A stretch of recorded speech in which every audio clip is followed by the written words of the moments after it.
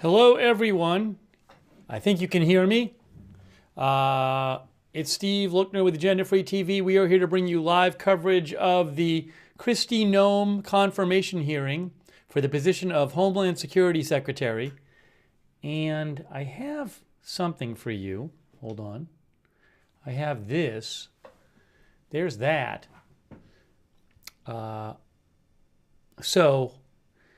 As that's going to go live in a second. United States Senate committee hearing channels.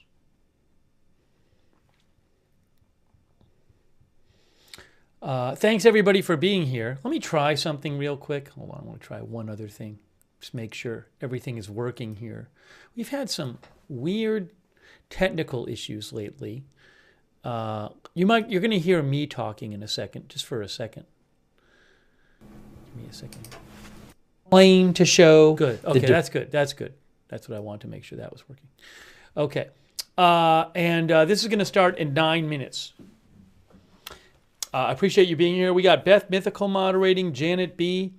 We got Linda Bell Larry on X. Roberts May Queen is also moderating on YouTube. Thank you. Excuse me. Excuse me. We have A Moment of Lovely, I Got That Fire, and Certainly Dev on Twitch modding. Thank you so much. That's live right there. So as soon as they're ready, they'll just turn it on. You're going to hear me talking in a second. Two of me again. Kay Lowry Body is moderating over on Facebook. Hi, Kay. Hello, Susan Priest Buchner, Ann Bowman watching. Christy Claft, Kristen McConnell Gates. Olivier from Hungary. Van Landry is watching.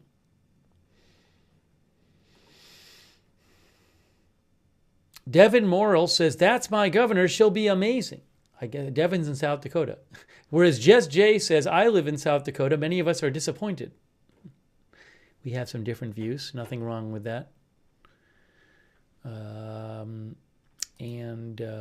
We got over on Twitch, Simp Nasty's there, Jayton59, Daredevil, Factory Reject says it's happening. Yeah, so any moment now, Reuters should be cutting to the hearing.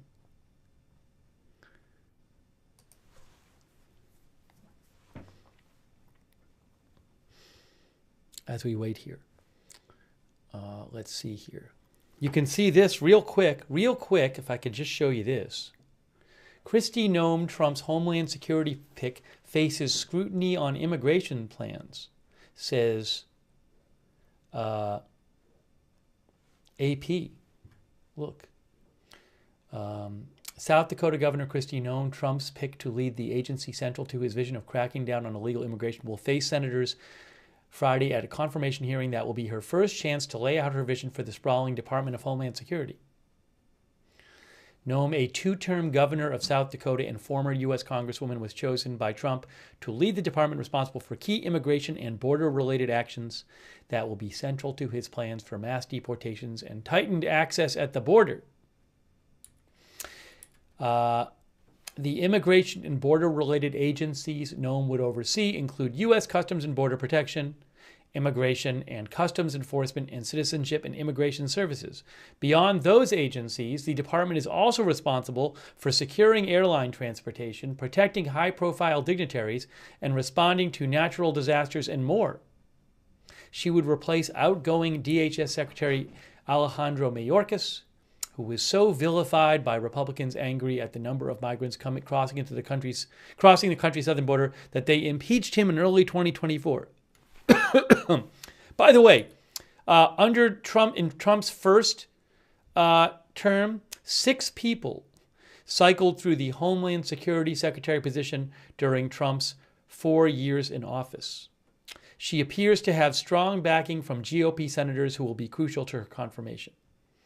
Republicans have the majority in the Senate, so if she gets all the Republican senators, she's in.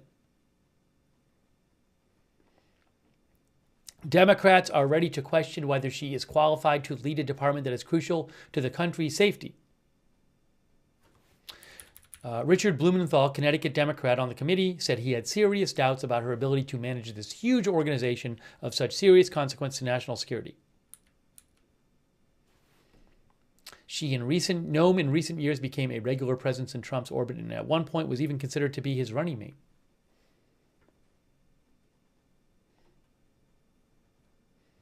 Noem joined other Republican governors who sent troops to Texas to assist Operation Lone Star, which sought to discourage migrants.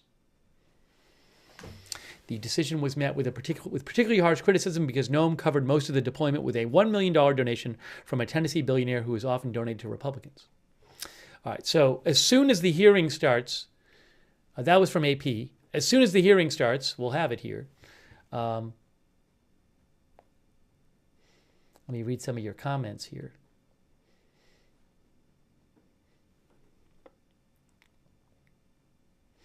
Frank Castle, our viewer, says, I fully support Kristi Noem. She will do what is necessary. Whereas Yautsin 51 says Noem is another pick to destroy an agency, not to run it. Rabbit says, my dog does not approve of this woman. If I remember right, she wrote a book recently, fairly recently, where they told a story about her putting down her dog. If I remember that right. Reuters said she faced a backlash in April when she wrote a memoir that said she shot to death an untrainable dog that she hated on her family farm. Some Trump advisors said they believed Noem's stock fell in Trump's eyes after that at a time when she was a vice presidential contender. That is from Reuters. Sarah Wana says she will put us down. Mako thinks all the nominees will get confirmed aside from perhaps RFK Jr. We'll cover his hearing when it happens. We don't have that hasn't been scheduled yet. Now, why haven't they? They're not live yet here. As soon as they go, you're going to see it. I mean, we're waiting for it. Sometimes, hold on a second here.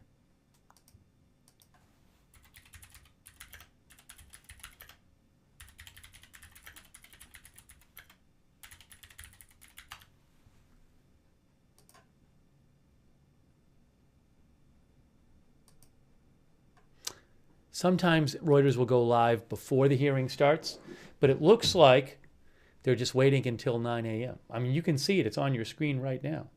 That is a live shot. But it's supposed to start in 2 minutes. In 2 minutes. Again, I appreciate you being here. Suzanne says she made up a story about meeting Kim Jong-un. I'd have to look that up. I don't remember anything about that.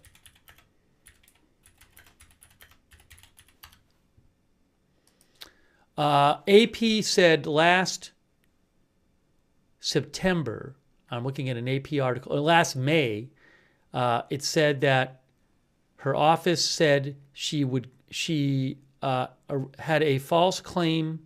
It said in her new book, her office said she would be going back to correct some errors, including a false claim that she once met with Kim Jong-un.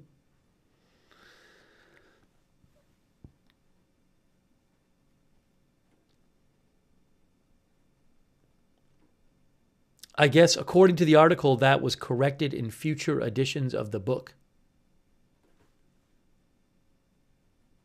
The headline of that article from last May was South Dakota Governor Noem admits error of describing meeting with North Korea's Kim Jong-un in new book. What happened with Bondi? None of the people who have had confirmation hearings have been voted on yet by the Senate because they have to wait until Trump is president for him to actually formally nominate anyone. And at that point, they can have confirmation votes. But nobody with confirmation hearings yet has been voted on by the Senate. All right, it's 9 a.m. It says coverage begins at 9 a.m. We're waiting for coverage. We're waiting for coverage. No, none of the Senate committees have voted either on any of those candidates. Senate committees have to vote to recommend them, I believe, first. Jeff Cook asked that question. All right, again, I'm just waiting for this to start. You can see what I'm seeing. It says the hearing begins, coverage begins at 9 a.m.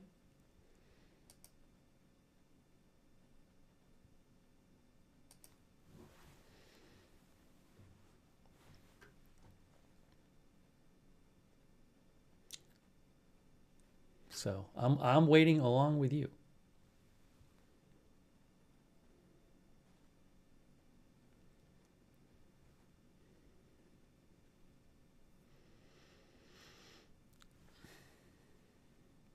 Now, I know she's in the room. She is in the room.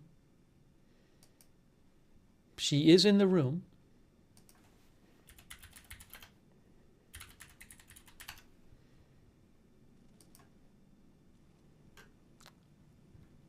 Oh, I can see actually. I just saw like a pointer on the screen. It looks like someone there at Reuters is like doing something. Oh, I think I know what they're doing. I think they're using the feed from the website. All right, that's what they're doing, it sounds like. I thought they had their own camera there. But let me just get something up on the screen here so I can look at it. I might need to do something real quick.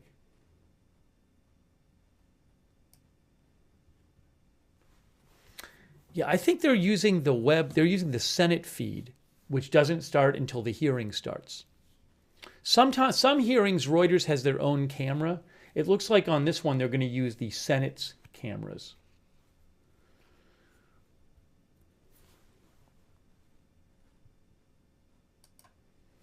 So anyways, any moment now, guys.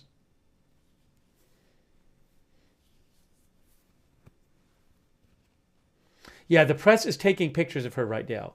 If they had their own camera there, we would see that right now. But again, I think they're just using the Senate's own. All right, give it 1 second. Give it a second. It should kick in right now because it just kicked in on their website. So give it one moment. I can actually show it to you in a second if it doesn't kick in on theirs.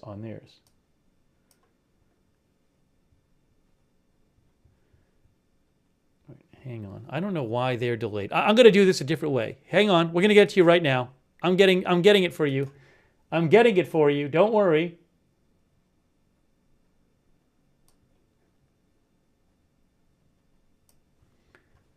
There. Oh, there it is.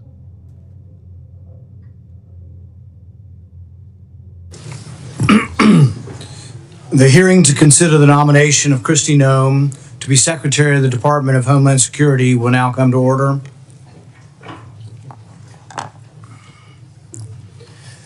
The Department of Homeland Security, with 260,000 employees and nearly 20 distinct components, epitomizes in many ways unchecked power. Its vast responsibilities from border security and disaster response to counterterrorism and cybersecurity demand rigorous scrutiny to ensure that they are executed within the bounds of the Constitution and with respect to the freedoms of the American people. Nearly 2 years ago, when I became the ranking member of this committee, my team sought to understand the extent of this bureaucratic labyrinth. We asked DHS for a comprehensive list of collaborative entities it participates in, task forces, advisory boards, coalitions, commissions, and the like. The response was astonishingly opaque. They stated there is not a single comprehensive list to address all the collaborative relationships that the department and its components engage in. In other words, we do so much stuff and we're so big we can't describe it for you. But if we can't describe what we have, we got a problem. In plain language, the DHS had really no idea. Think about it. An agency commanding over $110 billion annually can't account for its own activities. This is not just bureaucratic incompetence, it's emblematic of a deeper issue, an agency unsure of its own boundaries and commitments. How can an agency fulfill its mission or earn the American people's trust if it doesn't even know the extent of its own operations? But the problems don't stop there. Instead of focusing on critical threats, like securing the southwest border, DHS has shifted its gaze inward, targeting law-abiding Americans. DHS under the Biden administration has often used its vast powers to target Americans exercising their constitutional rights. It's become an agency more focused on policing speech, monitoring social media, and labeling political dissent as domestic terrorism than addressing genuine security threats. While cartels traffic people and fentanyl across an unguarded border, DHS has spent its time and resources creating partisan disinformation boards, spying on Americans through invasive surveillance technologies. The mission drift is dangerous. Every dollar spent monitoring law-abiding citizens is a dollar not spent securing the homeland. Every moment spent targeting political opponents is a moment not addressing real threats like border security, cyber attacks, or the rising influence of adversarial nation states. The priorities of DHS have been deeply distorted, and the American people are paying the price. And what about DHS's response to COVID-19, arguably one of the greatest threats to Homeland Security? The answer is clear: nothing. They knew nothing of the origins, they didn't study the issue, and they had no information about gain-of-function research. We've seen firsthand how unchecked government overreach leads to waste, fraud, and abuse. We cannot let DHS become yet another agency that operates behind a veil of secrecy. The American people deserve transparency, accountability, and leadership that puts national security and liberty hand in hand, not at odds with each other. Today, we gather to consider the nomination of Governor Kristi Noem to serve as the Secretary of Department of Homeland Security. I hope this hearing will set the tone for this committee's work in the new Congress to restore transparency and accountability to an executive branch that has grown unchecked. Governor Noem, if confirmed, you will lead an agency that has lost its way. Your record as governor of South Dakota and a former member of Congress demonstrates your willingness to make difficult decisions in the face of significant political pressure and to put the interest of American people first.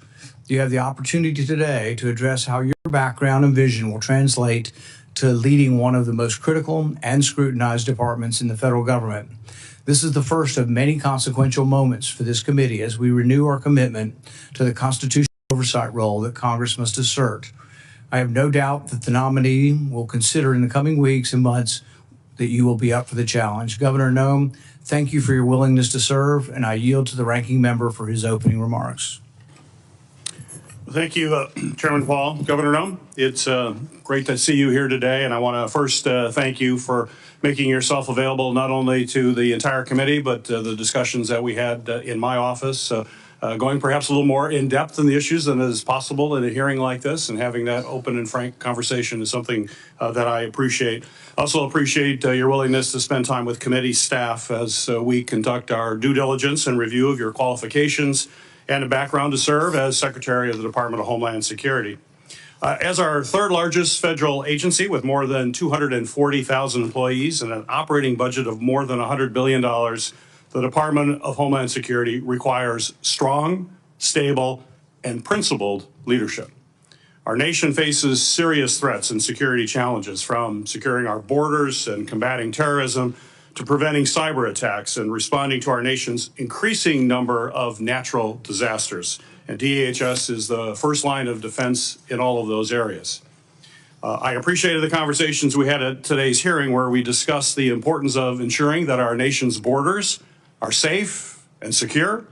And while we must address the significant challenges we face on the southern border, we also need to ensure that there are sufficient resources to secure our northern border, something I know you're very familiar with as the governor of your state, including building out our Northern Border Mission Center. This is especially important in my home state of Michigan, which has two of the nation's busiest border crossings. And we're going to be adding another span shortly, the Gordie Howe International Bridge, which will open later this year. To facilitate the lawful trade and travel at those ports of entry that are absolutely critical to our economy, I've worked on legislation to hire additional U.S. Customs and Border Protection officers to meet increased staffing demands. We must secure our borders, but we also know it is well time past to streamline our immigration and our asylum process as well. In addition to border security, DHS is responsible for addressing many threats that face our nation. Just a few weeks ago, unfortunately, Americans were shocked to see two horrific incidents in New Orleans and Las Vegas a deadly reminder that terrorism and radicalization remain very real and ongoing threats to our homeland. In my role on this committee, I've made combating foreign and domestic terrorism, as well as extremism, a top priority. In this complex environment, it is essential that DHS continue to focus on all terrorism threats, track and report data to Congress and to the American people, and coordinate between all components to ensure the department is effectively addressing all types of terrorist threats. We've also seen the persistent cyber attacks are still a very serious threat, in fact, an increasing threat. A recent attack from Chinese-based hackers infiltrated the Treasury Department, on top of ongoing Salt Typhoon hack that comprised numerous U.S. telecommunications companies. There's no question that DHS must continue to lead the way in protecting our networks from foreign adversaries, cyber criminals, and so-called hacktivists to prevent cyber attacks from becoming increasingly devastating to our security as well as to our economy. And finally, the Department of Federal Emergency Management Agency must continue to work hard to address the increasing number of natural disasters affecting our communities as a result of climate change. From violent storms like hurricanes that brought destruction to states across the South, to the devastating wildfires in California, and countless other severe storms and flooding events all across our country. We need leadership at the department that will ensure our nation effectively responds to communities when disaster strikes them. The safety and security of our nation and the American people depend on the department's ability to effectively address these wide-ranging threats. So, Governor Noem, thank you again for your willingness to serve in this incredibly important position, and thank you for being here today. I look forward to having a comprehensive discussion about how you intend to lead this critical department through a series of national security challenges, if indeed you are confirmed.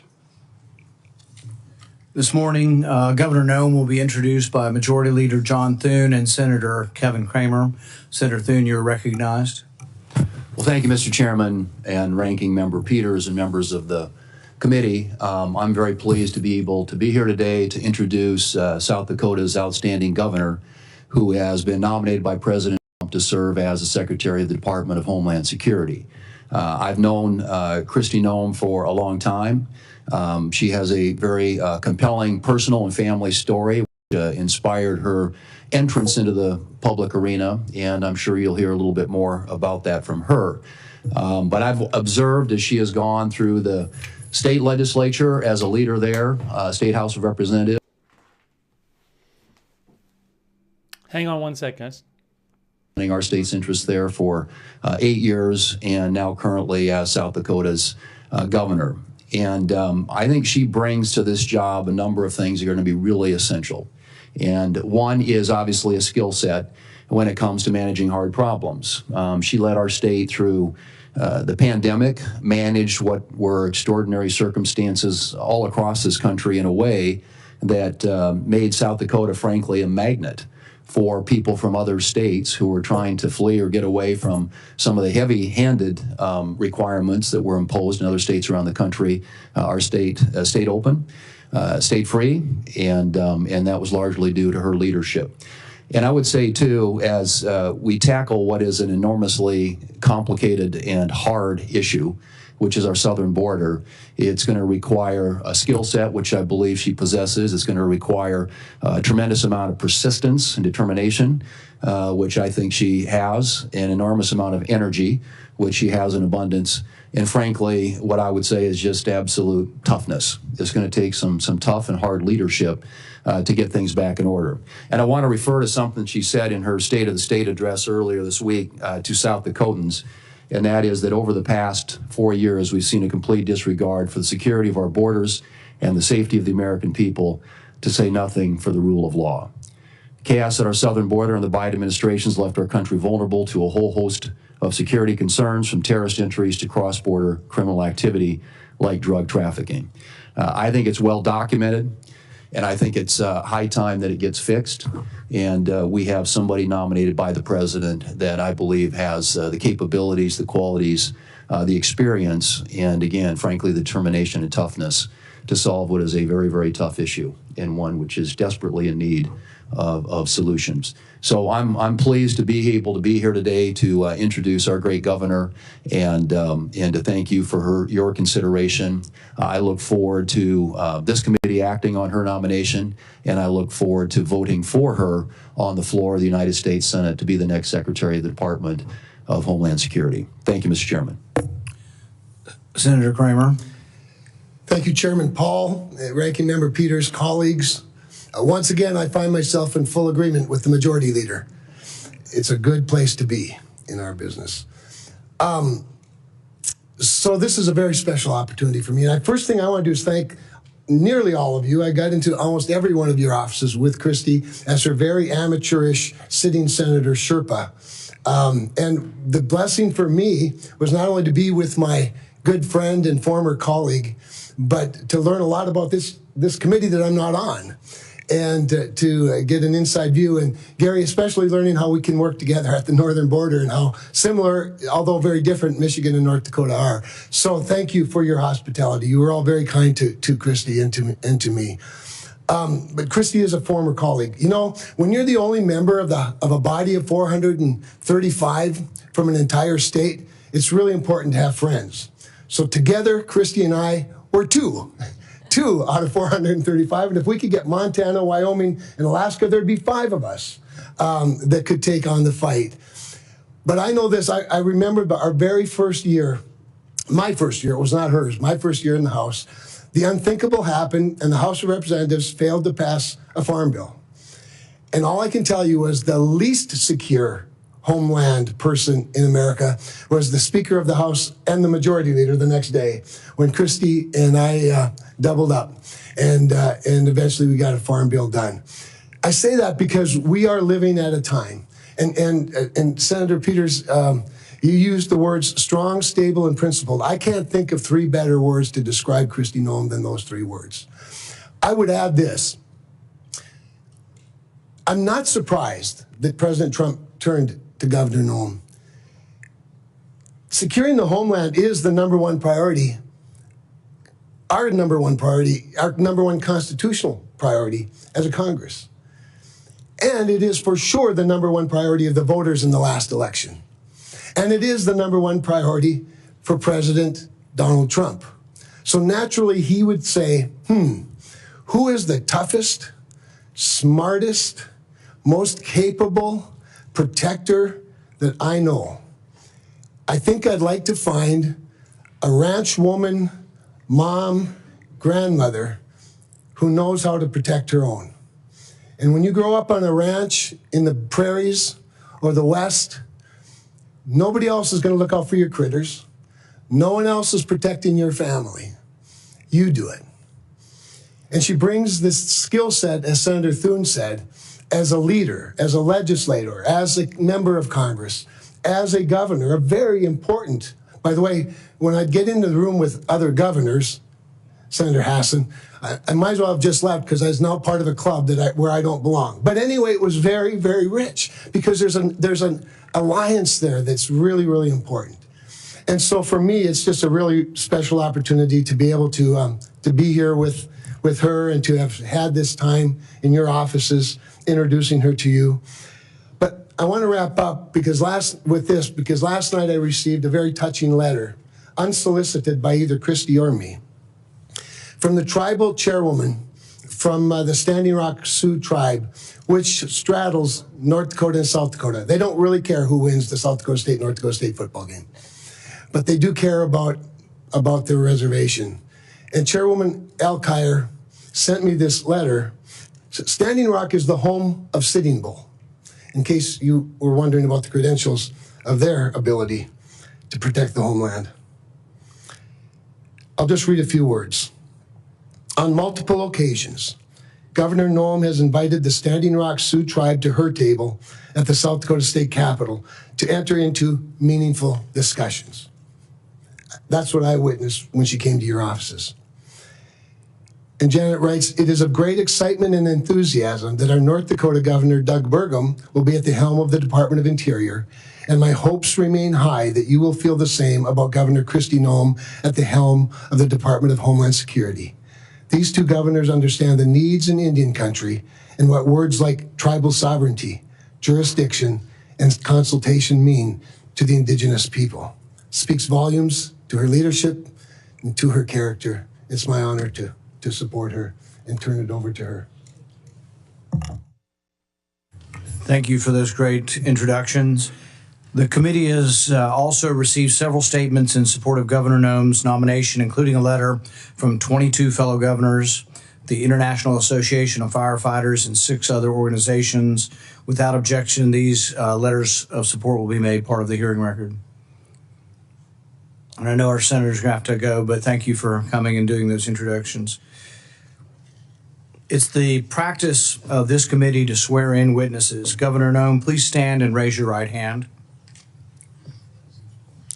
Do you swear that the testimony you will give before this committee will be the truth, the whole truth, and nothing but the truth, so help you God? Governor Noem, you are now recognized for your opening statement. Well, thank you, and good morning, Chairman Paul, Ranking Member Peters, and the distinguished members of this committee. I'm honored to appear before all of you today as the nominee for the Secretary of Homeland Security. I want to thank President-elect Donald J. Trump for his confidence in my leadership, and the people of South Dakota for their fantastic support throughout my time in public service. I would also like to express my sincere gratitude to Senator Kramer. He has been an invaluable resource to me throughout this process and given me much wisdom as well as insight into the thoughts and the procedures of the Senate and this body. And I'd also like to express my gratitude to Senator Thune, the majority leader of this esteemed body. He's been an advisor to me for many years as well as a friend. And I'm so grateful for the generous support of these two men and their willingness to be here this morning to speak on my behalf and to introduce me to this committee. Now, I'm a wife and a mother and a grandmother, a farmer, rancher, business person. I've served in our state legislature, in Congress for 8 years, and also a governor. I've spent my entire life in rural America. I understand what it means to work hard every single day and to build a better future for your kids and for all of our communities. I come before you today with a deep sense of responsibility and a humility as the nominee to lead the Department of Homeland Security, and also a commitment to the more than 330 Americans who we will work together to help serve and to keep safe and secure in their homes and in their communities. Now, before I proceed, I want to introduce to you my husband, Brian, who's here with me today. He is my constant 24/7 reminder of our dedication to public service and that it's not a solo effort or done alone. He has been a rock by my side, and I appreciate all of his love over so many years. I'm grateful that he's here with me today. Now, securing our homeland is a serious, sacred trust that must be relentlessly pursued and can never be taken for granted. Being safe within our borders here in America is critical, and yet Americans feel less safe than they have felt in decades. For the first time in 30 years, more than 40% of Americans are afraid to walk alone at night within a mile of their homes. President-elect Trump is going to change that. I've seen firsthand the challenges and the opportunities facing our great nation. In the 20 years since the Department of Homeland Security was formed, the nature of the threats to our homeland has grown and they've evolved. This department was created in response to the failures of the government that led to the September 11th, 2001 terrorist attacks. And that reality is not lost on me, especially in the wake of the recent terrorist attacks over New Year's. Now, I've led South Dakota for the last 6 years with a focus every day on making our state safer, stronger, and freer. I've focused every day on making the best decisions, not just for right now, but for generations to come. I've overseen a state budget of over $7 billion and a state employee workforce of more than 13,000, including more than 7,000 that report directly to the governor. I've addressed important issues like cybersecurity, human trafficking, drug interdiction, and also natural disasters, the same challenges that are facing so many of you and the people that you represent back home. I've secured our state and supported the rule of law. And if confirmed as the 8th Secretary, That is the same approach that I will take to leading the Department of Homeland Security. As we face the evolving threats of the 21st century, the mission and the success of DHS is more critical than ever. We must be vigilant and proactive and innovative to protect the homeland. The challenges in front of us are extremely significant, and we must secure our borders against illegal trafficking and immigration.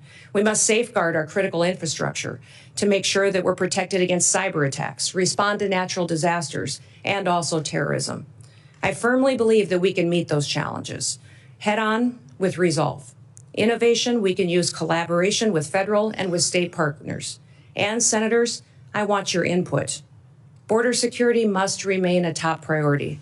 As a nation, we have the right and the responsibility to secure our borders against those who would do us harm. And we must create a fair and a lawful immigration system that is efficient and is effective and that reflects our values. President Trump was elected with a clear mandate. He needs to achieve this mission because 2/3 of Americans support his immigration and border policies, including the majority of Hispanic Americans. I was the first governor to send National Guard troops to our southern border when Texas asked for help and when they were being overwhelmed by an unprecedented border crisis. If confirmed as secretary, I'll ensure that our exceptional, extraordinary Border Patrol agents have all the tools and resources and support that they need to carry out their mission effectively. The same is true of my commitment to the outstanding men and women of the U.S. Immigration and Customs Enforcement. They are responsible for apprehending, detaining, and deporting illegal immigrants. And getting criminal aliens off of our streets and out of the country will help American communities be safer again. The bravery and the dedication of the Border Patrol and ICE are unmatched, and I will restore dignity to their work. The rising threat of cyber attacks also demands our utmost attention, and our critical infrastructure, from energy grids to financial institutions, is under constant attack by foreign adversaries and criminal actors. As Secretary, I will prioritize a comprehensive, whole-of-government approach to cybersecurity. In fact, in the coming days, we have to plan bigger and think faster and smarter. I fully acknowledge that people in Washington, D.C. do not have all of the answers, and therefore I will leverage private-public partnerships. I'll advance cutting-edge, state-of-the-art technologies to protect our nation's digital landscape. And I will have a proven track record of doing this in South Dakota to back me up. I've helped make Dakota State University a global leader in cybersecurity education because we recognize the need to address this emerging threat. And I will take a proactive approach if given the opportunity to serve as secretary. Now, President-elect Trump has been a tremendous friend to law enforcement over the years, and I will do the same in my role as secretary. As governor, I've worked closely with law enforcement to make South Dakota safer.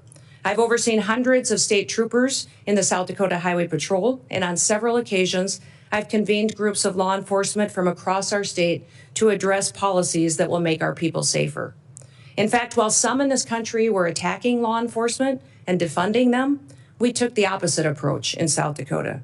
We recruited law enforcement officers to move to South Dakota, a state that respects their service and their sacrifice. And we revamped our law enforcement training to provide the first ever state-led, tribal-focused law enforcement training academy.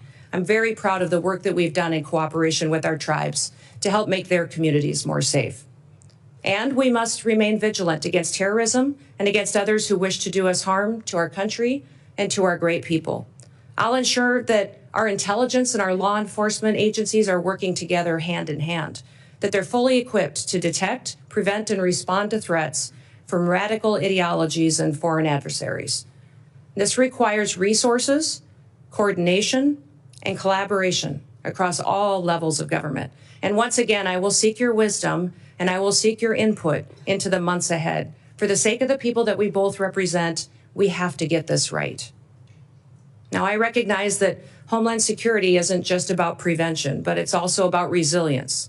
When disasters strike, as we know they will, the Department of Homeland Security must be ready to respond swiftly, efficiently, and effectively to protect the lives and the property of Americans. As governor, I've worked with FEMA in response to a dozen natural disasters in South Dakota.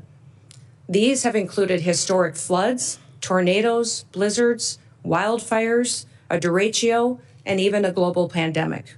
As Secretary, I will enhance our emergency preparedness and strengthen FEMA's capabilities, and we will ensure that no community is left behind, and that life-saving services like electricity and water are quickly restored.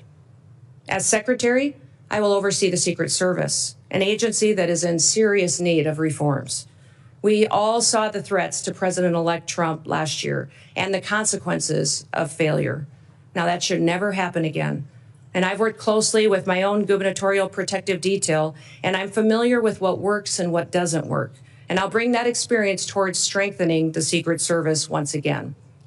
I'm committed to working with this committee, with Congress, and with the dedicated men and women of the Department of Homeland Security to fulfill our mission. And together, we can ensure that the United States remains a beacon of freedom, safety, and security for generations to come. So thank you for the opportunity and the honor to appear before you today. Thank you for the meetings and the time that you took in your office to discuss the department and what we can do in the future to make the American homeland much more secure. I look forward to your questions, and I hope to earn your trust and hopefully also your vote as we embark on this critical work together. With that, Mr. Chairman, I yield back. Thank you, Governor Noem. We will now proceed to questions. Each member will have 7 minutes. We will have a vote that will start at 10 a.m., but we're going to continue the hearing and keep people in line as you come and go to vote. We'll keep the hearing moving. I want to be clear from the outset that we will not tolerate any disruptions. The Capitol Police have been asked to escort anyone immediately from the room if they disrupt the hearing. This is a standard question, Governor Noem, that we ask of all nominees. Governor Noem, do you agree without reservation to comply with any request or summons to appear and testify before any duly constituted committee of Congress if you are confirmed? Yes, Mr. Chairman. I'm going to reserve the rest of my time for my questions and go to Senator Peters. Thank you, Mr. Chairman.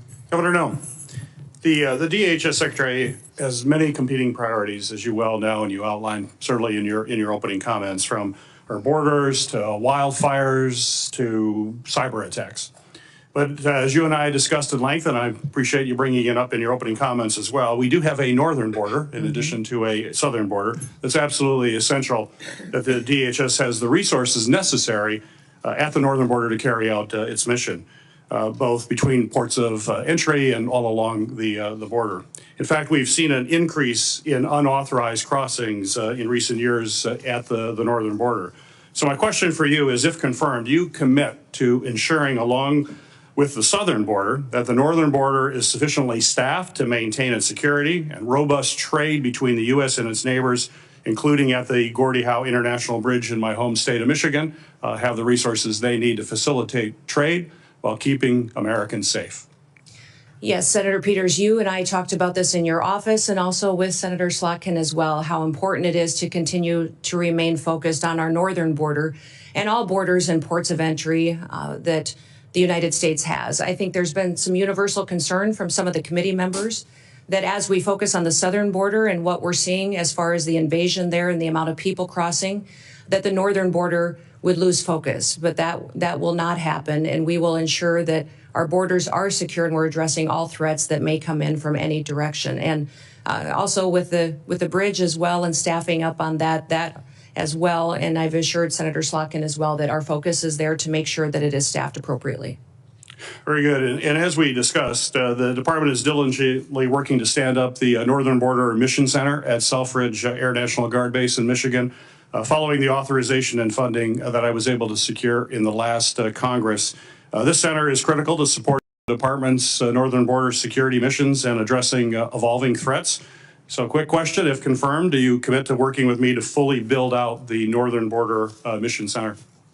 Yes, Senator, we will look forward, and I look forward to working with you to ensure that is a priority and that it's adequately resourced, and working with Congress and senators to make sure that we have what we need to make sure that mission for that base is fully fulfilled. Great, thank you. On New Year's, we witnessed 2 incidents that reminded us that terrorism and extremism remain serious threats to all Americans. Both DHS and the FBI have consistently said that the most persistent threat to the homeland is from U.S.-based individuals or small groups radicalized by a variety of ideologies, from white supremacy to ISIS to Al-Qaeda. We must certainly continue to focus on people who are radicalized here in the United States with the intent of terrorizing our communities. So my question for you, ma'am, is how do you plan to address this threat of U.S.-based terrorists?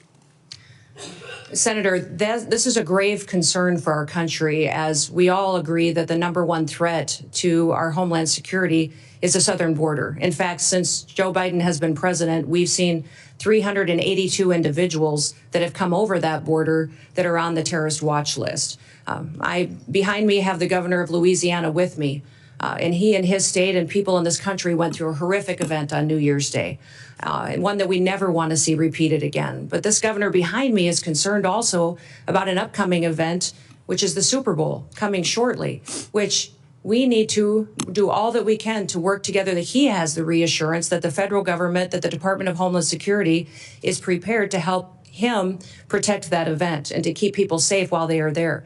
Those 382 terrorists or known terrorists that have come over our border, we don't know necessarily where they are because of what has been happening under Joe Biden's policies.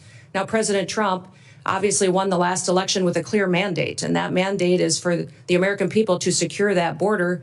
But also, we need to focus on domestic terrorism and homegrown terrorism, which you just referenced in your question. Homegrown terrorism is on the rise.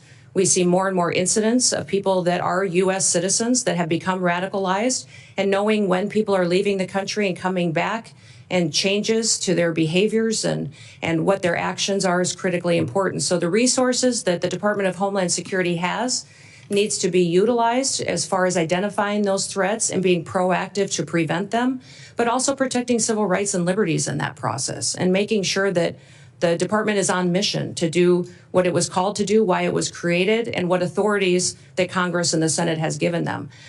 My hope is that Governor Landry and his staff and his people and the people that attend the Super Bowl know that the Department of Homeland Security is their partner, is on watch to protect them and to keep that event safe.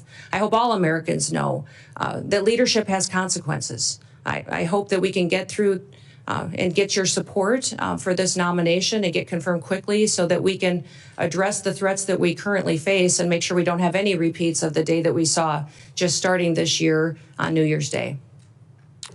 In the last 2 years, we have seen increasingly aggressive and expansive cyber attacks against our federal agencies. Just last month, Chinese hackers infiltrated the Department of Treasury and stole potentially thousands of unclassified documents. So given these concerning trends by the PRC to hold our federal networks hostage, do you believe that federal agencies should be required to implement cybersecurity upgrades and maintain the highest cybersecurity standards to protect sensitive or classified data and U.S. citizen information as well? Well, Senator, the mission of CISA, which is the Cybersecurity and Infrastructure Agency, the mission of it is to hunt and harden. It's to find those bad actors and help work with local and state infrastructure, critical infrastructure entities so that they can help them be prepared for such cyber attacks and that they can make sure that they're hardening their systems to protect them in the future, recognizing the vulnerabilities that they have. CISA's gotten far off mission. They're using their resources in ways that was never intended. The misinformation and disinformation that they have stuck their toe into and meddled with should be refocused back onto what their job is, and that is to support critical infrastructure and to help our local and small businesses and critical infrastructure at the state level to have the resources and be prepared for those cyber attacks that they will face. You know, Salt Typhoon was a campaign of espionage by the PRC in China against our telecoms, where large amount of data was stolen and taken, and people's private information was taken as well. And we've also seen China and the PRC go after our critical infrastructure with the Volt Typhoon hack.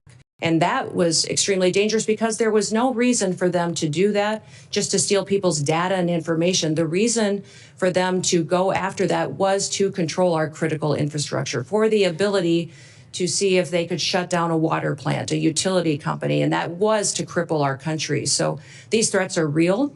CISA needs to be much more effective, smaller, more nimble to really fulfill their mission, which is to hunt and to help harden our nation's critical infrastructure. Thank you. Thank you. Thank you. Senator Scott. Governor Noem, congratulations on your nomination. Thank you. I think you're going to do a great job. I think it's great that you're a governor and you bring that expertise to the table. So I just went through the campaign to get reelected, and it was after the Butler shooting. I'd asked people. I said, the acting. That's an issue with the feed. Hold on a second. We should be okay. I said, what about Secretary Mayorkas? He's running HHS. What do you think? Or Homeland Security. What do you think? I said, how about Christopher Wray? Head of the FBI? Not one person. Can you just talk about the importance of transparency and accountability in government and how you're going to bring that to the table? Yeah, Senator Scott, thank you for that question, because that's what I have found across the country as well. And I know it's certainly true in my home state of South Dakota, is that people don't trust the federal government. They don't trust our leadership and this current administration that's in the White House right now to tell them the truth. To tell them the truth about what the threats really are, about our agencies and departments, when there are failures, addressing them and fixing it.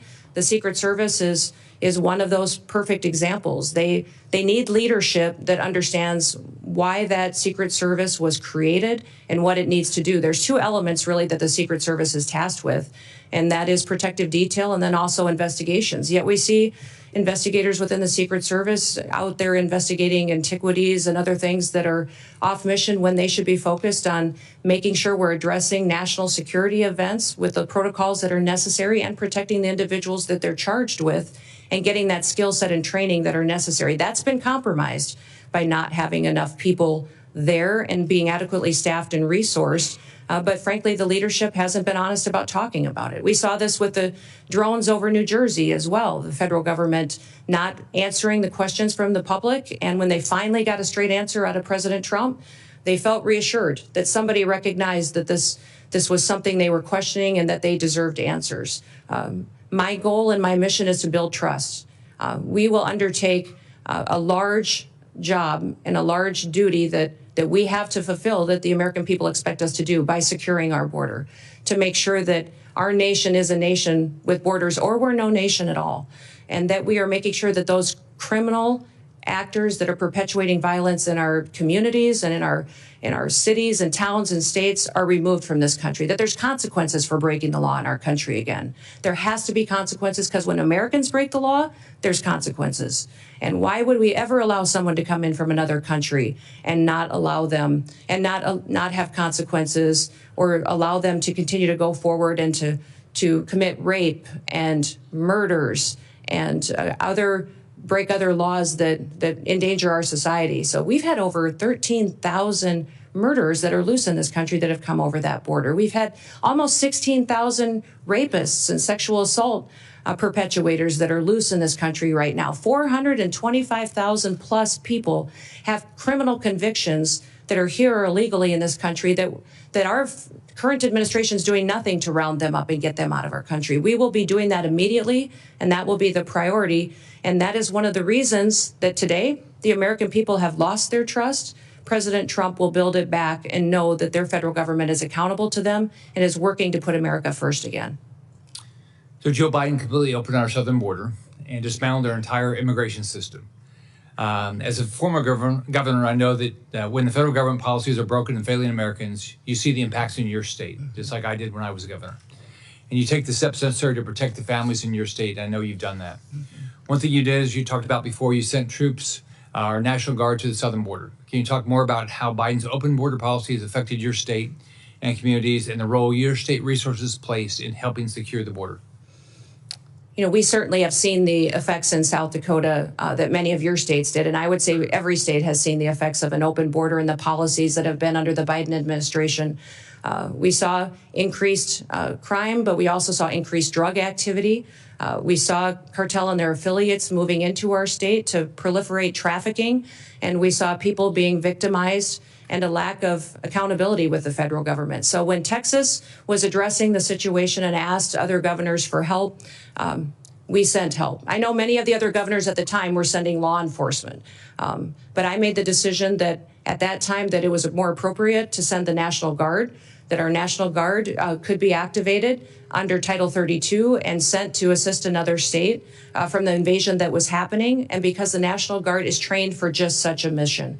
Because of this invasion, that it is a war zone down there with what they are going to see, the threats that they would see, and that they are trained specifically to interact with other agencies. The National Guard is used to falling in with other agencies and cooperating with them and could do that seamlessly. And their families and their communities are normalized to them being deployed. So we have in South Dakota deployed our National Guard to the southern border 8 different times.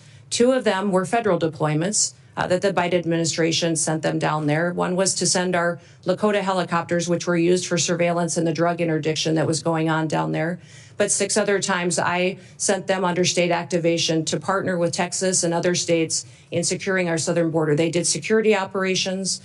They also did building of the wall and partnered with Texas, recognizing the failures of the federal government. The failures of the federal government are significant, and we've seen our families and communities devastated by those effects, by the drug epidemic, by the trafficking that's going on, the increased crime. And we recognize that just because the federal government wasn't doing their job, we could not fail our state. And I needed to protect the people of South Dakota, and the people of South Dakota were overwhelmingly supportive of these deployments and very proud of our National Guard. When I was governor of Florida, there was a terrorist attack in Paris by Syrian refugees. So President Obama was president, and I said, I'd like to know if you're going to send refugees to my state, that you give us some background on them. You know, I assume you vetted them and tell us what's going on. You have to tell me, but you ought to tell our state law enforcement and our local law enforcement. All right, that they said, go jump in the lake. They're meaner than that, but they said, go, you know, you have no rights as a governor, which had made no sense. We had over 70,000 people come here after Afghanistan on planes into this country, completely unvetted. All right, they've never given our governors any information. So would you change that? Yes, the communication between states and the federal government has been absolutely broken. And that's what I love about this committee is you do have governors sitting on this committee that have been in that role as a commander-in-chief and have the responsibility for being the CEOs of their state. It's a different perspective than serving. I served in Congress too, and both are extremely important, and they're just different in that responsibility that weighs on your shoulder. I often told folks that that is the thing that most times, if something was going to keep me up at night, it was the responsibility that I had being commander-in-chief, recognizing the decisions that I made. And I'm sure you had this feeling as well, Senator Scott, as governor, that impacted those families, those soldiers, and it impacted their communities when we pulled them out, and the importance of that. And when they were bringing refugees into the country, I as well communicated that to the federal government. They were bringing refugees, and I asked how they were vetted, how we were working with their home countries to find out who they really were, what their intentions were, and why they were coming to the United States, and received no information from this administration, that vetting process was being done, that we knew where they're going. In fact, they kept us in the dark and didn't communicate to us even what states and where those refugees were being placed. So that is something that we need to change. When we have programs that fall under the purview of the Department of Homeland Security, there needs to be communication, especially with the governor, so that we can coordinate to ensure that it's the right thing for that state. Thank you. Senator Hassan. Thank you, Mr. Chair, and welcome, Governor Noem. Really appreciate you being here. Welcome to your family as well. Thank you. And families do share in this kind of public service, and we appreciate them very much. As we discussed at our meeting last month, as a former governor, I appreciate the important responsibilities that governors have to ensure the safety and security of their communities, including by managing public safety and emergency agencies. And I will say that in many ways, I agree with some of the things that Senator Scott just said about improving communication between the Department of Homeland Security and governors around who is being sent to states. It's a critical issue and something that I was frustrated by when I was governor. So I look forward to hearing more today about your priorities, if confirmed, about how your experience as governor would help you run the Department of Homeland Security. Let me just start by following up with a question that Senator Peters had also touched on. We have recently in New Hampshire seen a dramatic increase in unauthorized border crossings at the northern border. And when I was at the northern border recently, law enforcement told me about the need for more personnel and resources. We still don't have cell phone coverage in a lot of the stretch of our northern border. I've worked with Senator Kramer on bipartisan legislation to strengthen our northern border strategy because it's clear more support is needed. So, Governor, if you're confirmed, would you deploy additional full-time personnel and upgrade equipment along the northern border? You know, Senator, I enjoyed our meeting that we had and you identifying the northern border issues that are going on, the lack of security and the lack of technologies that you really need to cover some of the landscapes that are there. Very different than the southern border, some just as equally challenging, but all need to be addressed. So I definitely will be working with you to ensure that our northern border is adequately resourced as well. And we do have to have the resources in order to be successful. Right. That's something I want to work with Congress, with the Senate and the House on to ensure that the resources are there to meet the challenges that we have. We have not fully utilized the technologies that are available that are necessary to really secure this country and to compete with those bad actors which wish to infiltrate our country. And having the ability to utilize them will make us much more safe. So I'll work with you most definitely ensuring the northern border is protected. Well, I appreciate that. And I just note, too, that at the same time, there's real concern in New Hampshire and all along the northern border that we strengthen the border and have the resources we need. We also have a really strong economic relationship with our partner, our friends to the north, and a lot of family relationships. So I think it's important that we're smart in the deployment of technology. We don't want to impede that flow of economy and people that's lawful, but we do want to make sure that we have the resources we need. I want to turn to the southern border now. At the southern border, we need significant technological investments to support law enforcement personnel in their efforts to catch fentanyl smugglers, to stop human traffickers, and seize the cash and illegal guns that criminals traffic southward to the cartels. And we talked about this a little bit. There's bipartisan support for these investments, and I've worked with colleagues, including Senators Langford and Cornyn, on legislation around these issues. Governor Noem, could you identify specific technological investments that you would make at the southern border, and are you willing to work with me on increasing southbound inspections if you're confirmed? Yes, certainly, Senator. You've heard President Trump talk about the need to build a wall, and the wall and infrastructure is critically important, but also at our 382 legal ports of entry, we need to have technology so that flow can happen north and south, and it can happen in a legal manner to ensure that our commerce can continue to operate and that we can continue to make sure that we're also secure. I think de minimis shipments are a concern, and the need to look at those and how traffickers and fentanyl distributors are using that. I think we also need to use scanners, surveillance operations. There's new technologies out there to cooperate with satellites in some area where the topography does not necessarily facilitate having actual infrastructure, and then also the ability to make sure that we're utilizing that technology that allows us to know what is going south that might be fueling some of the violence that ends up coming back north, and ensuring that we're stopping that before it has the chance to supply those cartel and bad actors that would come in. Yeah, I really appreciate that because the southbound flow, particularly of cash and weapons, fuels the cartels and strengthens them. Absolutely. And it's something that we really have to focus on. I also want to follow up on the issue of cybersecurity.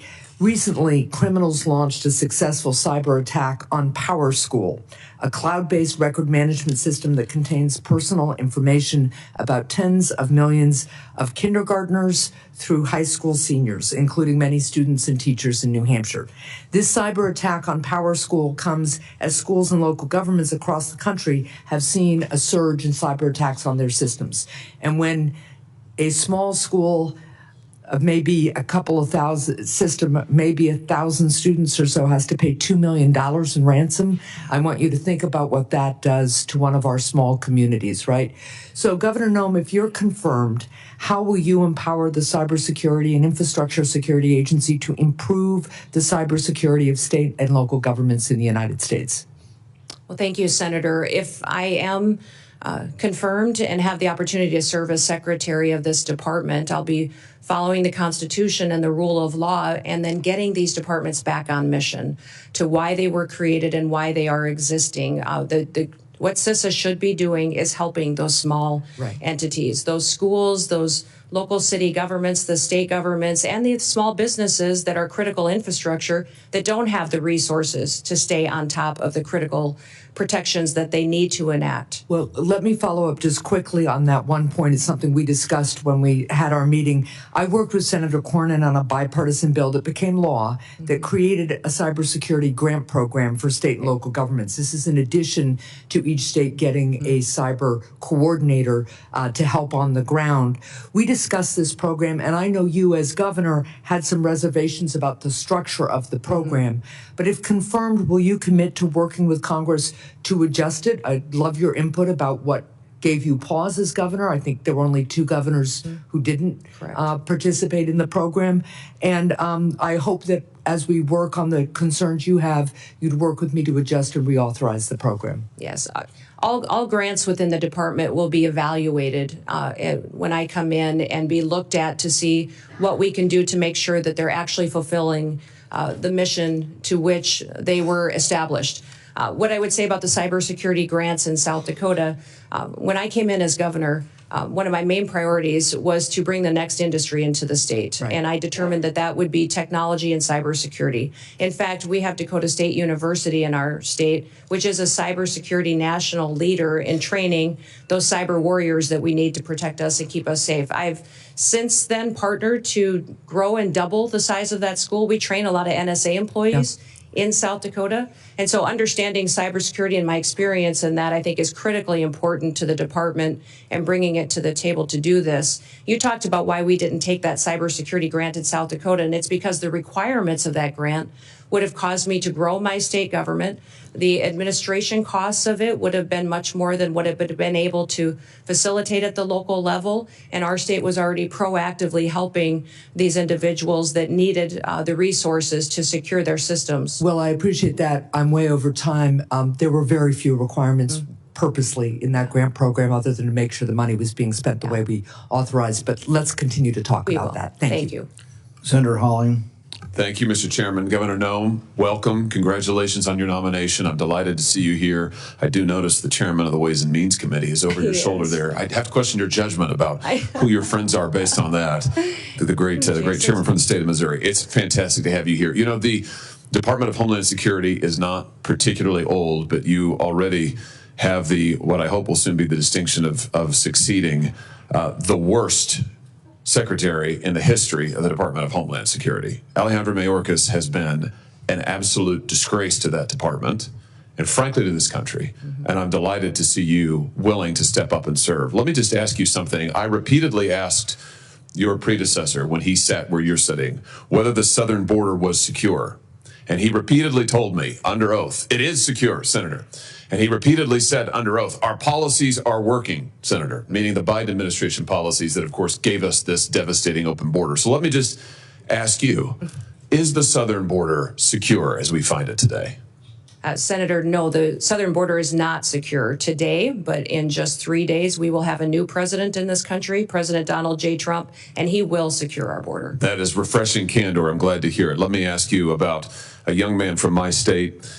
This is Travis Wolf, who's 12 years old when he was killed just over a year ago by an illegal migrant who mowed him down, and I choose my words carefully, mowed him down in a motor vehicle, hit him head on, doing 75 and a 40, killed him. Others were severely injured.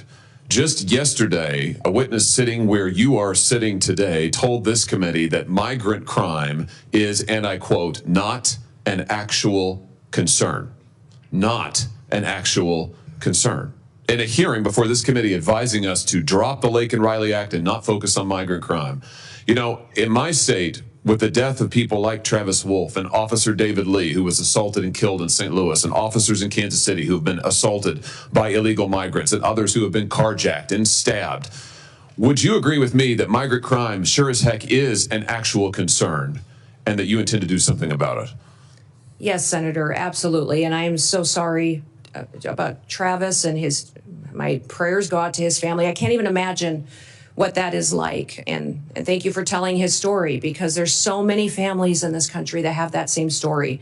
And they don't understand why the federal government is allowing people to come into this country illegally and then perpetuate crimes against their people and then give them resources and shelter and food and debit cards to go take care of their families when they go to work every single day to make sure that they're providing for their families and are held accountable to when they break our laws. So, let me ask you this. Will you work with President Trump to reinstate the Remain in Mexico program that the president had in place in his first term, which does so much to ensure that those who would seek to abuse our asylum system are not allowed into the country, and those who have legitimate asylum claims, their claims are processed in due order and in due course, but they wait in Mexico until those claims are fully processed? Will you work to reinstate that program? Yes, Senator, the president and I have talked extensively about this and will 100% partner with him to reinstate the Remain in Mexico policy and make sure that it's in place. Fantastic. I think Travis might be alive today if that policy had been in place. Let me ask you about CBP One, the phone app that I've called concierge service for illegal immigrants.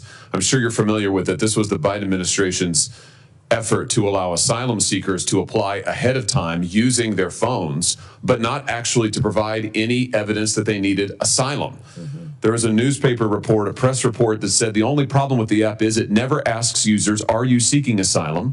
They don't ask for any asylum evidence. They simply release these so-called asylum seekers who use the app into the country on parole. Sometimes they're never given a hearing. The Inspector General actually did a report, a full investigation report on CBP One, and found that frequently users of this app were claiming the same addresses in the United States as their intended destination, even though they didn't know each other, they weren't family connections. In other words, it has been completely abused.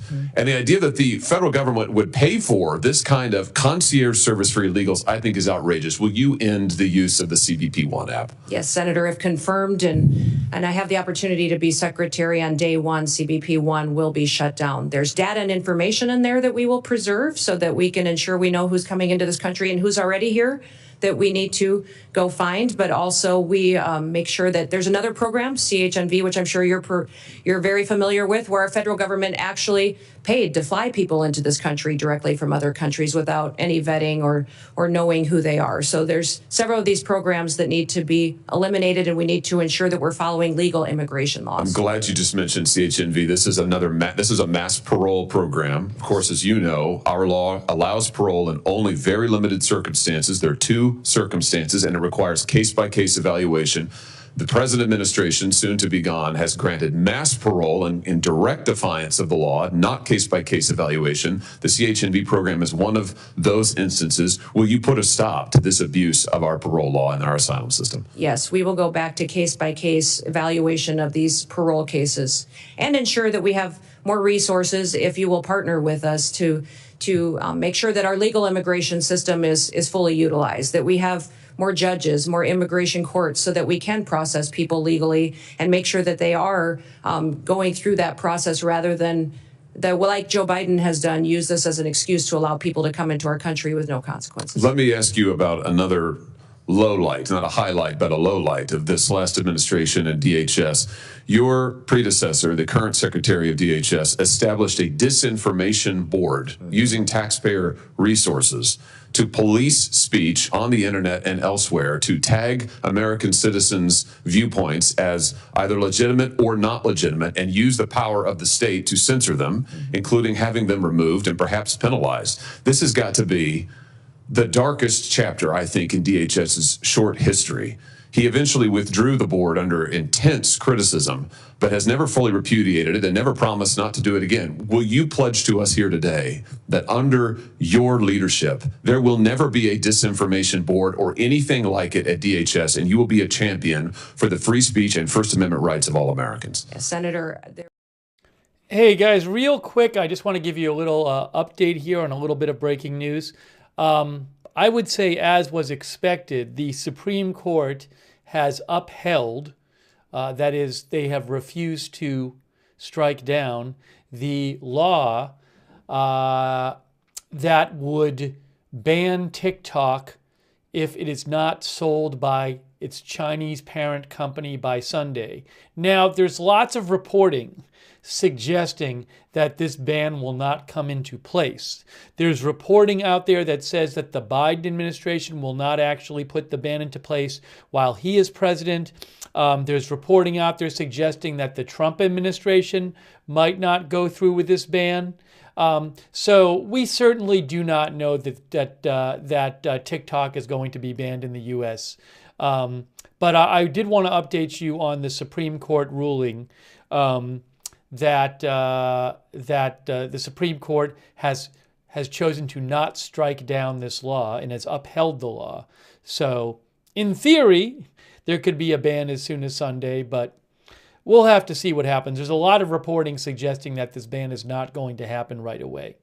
All right, so I'm just reading about this right now, but I'll send you back to the hearing, and maybe we'll have more on that soon. With you and your committee, I know that you've been very frustrated by the lack of transparency from the department, and I want to thank those of you that have worked on that report that was put together on these assassination attempts. I know it was a bipartisan report and investigation that this committee conducted, and I appreciate you focusing on that, and I will work with you to get the information so that you have the truth of really what happened there and the failures so they can be fixed. Thank you. That's a great place to end, and a high note as I see my friend Senator Blumenthal, who did fantastic work on this effort, and it will be an incredible new day, and incredibly refreshing to have a DHS Secretary who will tell us the truth, who will be honest with us about the facts, honest with the American people, and who will enforce our law. And I know you'll do that, Governor Noem. I look forward to supporting your nomination. Congratulations. Thank you. Senator Blumenthal. Thanks, Senator Johnson. Welcome, Governor Noem, and thank you for being here. Thank you for visiting with me, and thank you to your family for their service as well. Let me begin on a high note, thanking Senator Hawley for his leadership on the effort that I led with him to essentially get some basic facts out of the Secret Service when we were investigating, Senator Johnson and I, as leaders of the Permanent Subcommittee on Investigation, helping to lead it with the chairman and ranking member here. And I'm hoping that you've read our report and that you will agree to begin implementing its recommendations, which call for major reforms, in my view, a house cleaning top to bottom in the Secret Service, and greater transparency with this committee and with the American public. Yes, sir. I will certainly work with you to do that and to work to make sure that we have that transparency and the committee has the information that it needs to do due diligence of its oversight. Our investigation is continuing. Yep. Senator Johnson and I have discussed it, and we will be making more requests to pursue the fact-finding that is so important. I want to ask you about disaster relief. California is on fire. The fires raging there are going to leave destruction and devastation that is heartbreaking. I am really disappointed with some of the statements that President-elect Trump has made. For example, saying that, quote, we won't give him, referring to Governor Newsom, money to put out all his fires, and if we don't give him money to put out fires, he's got a problem. The specter is there of potential discrimination based on politics, withholding money from California or other states. It's not an unfounded fear. In the last administration, there were public reports about President Trump withholding money from the state of Washington because of his disagreements with Governor Inslee. Connecticut, like the rest of the nation, suffers from these natural disasters. Most recently, in August, we were hit by major flooding, and these natural disasters are going to become more frequent, as will be the need for the federal government to meet the requests for declarations of natural disaster. I assume you will agree with me that withholding disaster relief by President Trump or any other chief executive of the United States is a violation of his duty and of law. Well, Senator, leadership has consequences. And looking at the tragedy that's happening in California, I want to ask you yes or no, with all due respect. It's an easy... What's happening in California is the ramification of many decisions over many years. But under my leadership at the Department of Homeland Security, there will be no political bias to how disaster relief is delivered to the American people. So if President Trump were to say to you, we're going to withhold money from Connecticut or Michigan or any of the states, Iowa, because we don't like the governor or we don't like the politics of the state, you would stand up to him and say, Mr. President, we need to allocate that money. Well, Senator, in 3 days, President Trump will take an oath to uphold the Constitution and the rule of law in this country, and he will do that, and I'll be glad to have him back. And I don't assume speak yes. to hypotheticals, which is what you're asking me to do. But what I will tell you is that as Secretary, I will do the same. I will deliver the programs as the Well, it's laws more than a dictate. hypothetical, with all due respect. And I apologize for interrupting you, but my time is limited, as you know, as a veteran of these hearings. It's more than a hypothetical. It's based on experience with President Trump withholding money from Washington State and elsewhere. I need to know from you, will you stand up to the president and say, no, the Constitution and the Impoundment Act requires us, for example, to allocate the $100 billion that we have just appropriated in the last session to states like Connecticut, $3 million, Texas, $10 million, almost every one of the states represented here. Will you say no to the president if he withholds that money? Sir, I don't know about the scenarios that you're referencing with President Trump, but what I will tell you is that if given the chance to be Secretary of Homeland Security, that I will deliver the programs according to the law and that it will be done with no political bias. And if the programs change or if you decide to change the rule of law, then I will follow that while adhering to the Constitution. So you pledge to allocate and distribute that $100 billion according to how the program is written, with no political bias. Every American deserves to be there and have disaster relief the same as their neighbors. Basically following the law. Yes. Let me ask you, Senator Peters asked you about homegrown terrorists. The New Orleans tragedy was the result of a homegrown terrorist born in this country, radicalized by ISIS.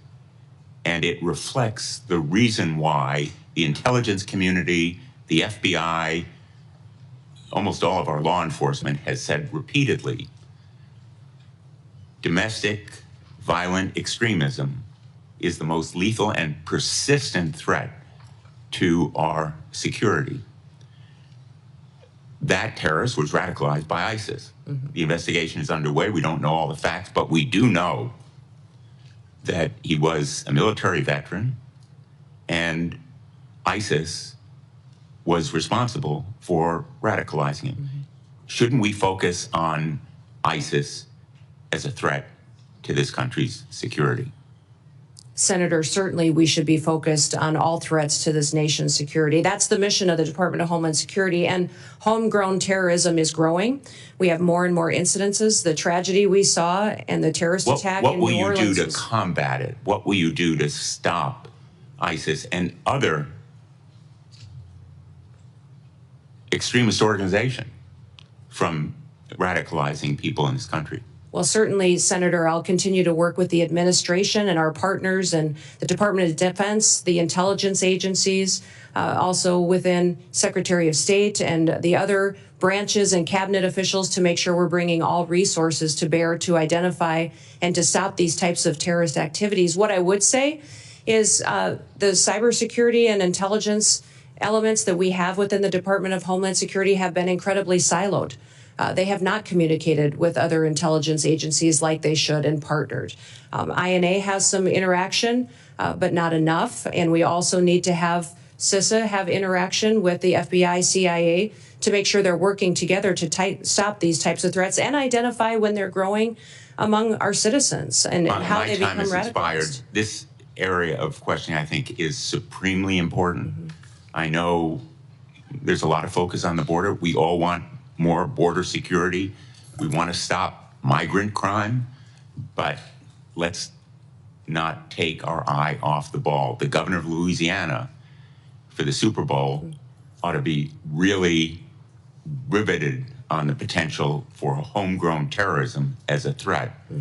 And I hope that you will help him and other governors to do their duty to protect the people of the United States from that homegrown terrorist threat. Thank you. I look forward to working Senator with you. Ernst. Thank you, Senator Johnson. Governor Noem, thank you so much for being here today. And I want to thank you for your continuing service, the service that you had as a member of Congress, the service that you have displayed as a governor of the great state of South Dakota, our neighbor to the northwest, and for being willing to step up and take on this immense responsibility. So thank you so very much. We had such a good discussion when you came to my office in the last several weeks, and we talked about the importance of securing our border and fixing our broken immigration system. And I'd like to start today by sharing a story about one of my constituents from Council Bluffs, Iowa.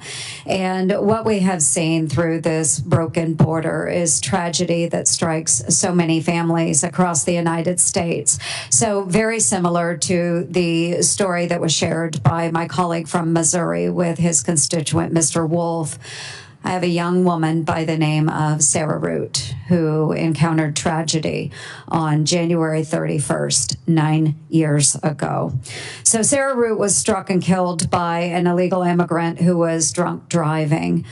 He was driving at 3 times the legal limit of alcohol. And Sarah's killer was bonded out before the Roots laid her to rest. He fled the country and has not been seen or heard from since. The Root family has not seen justice.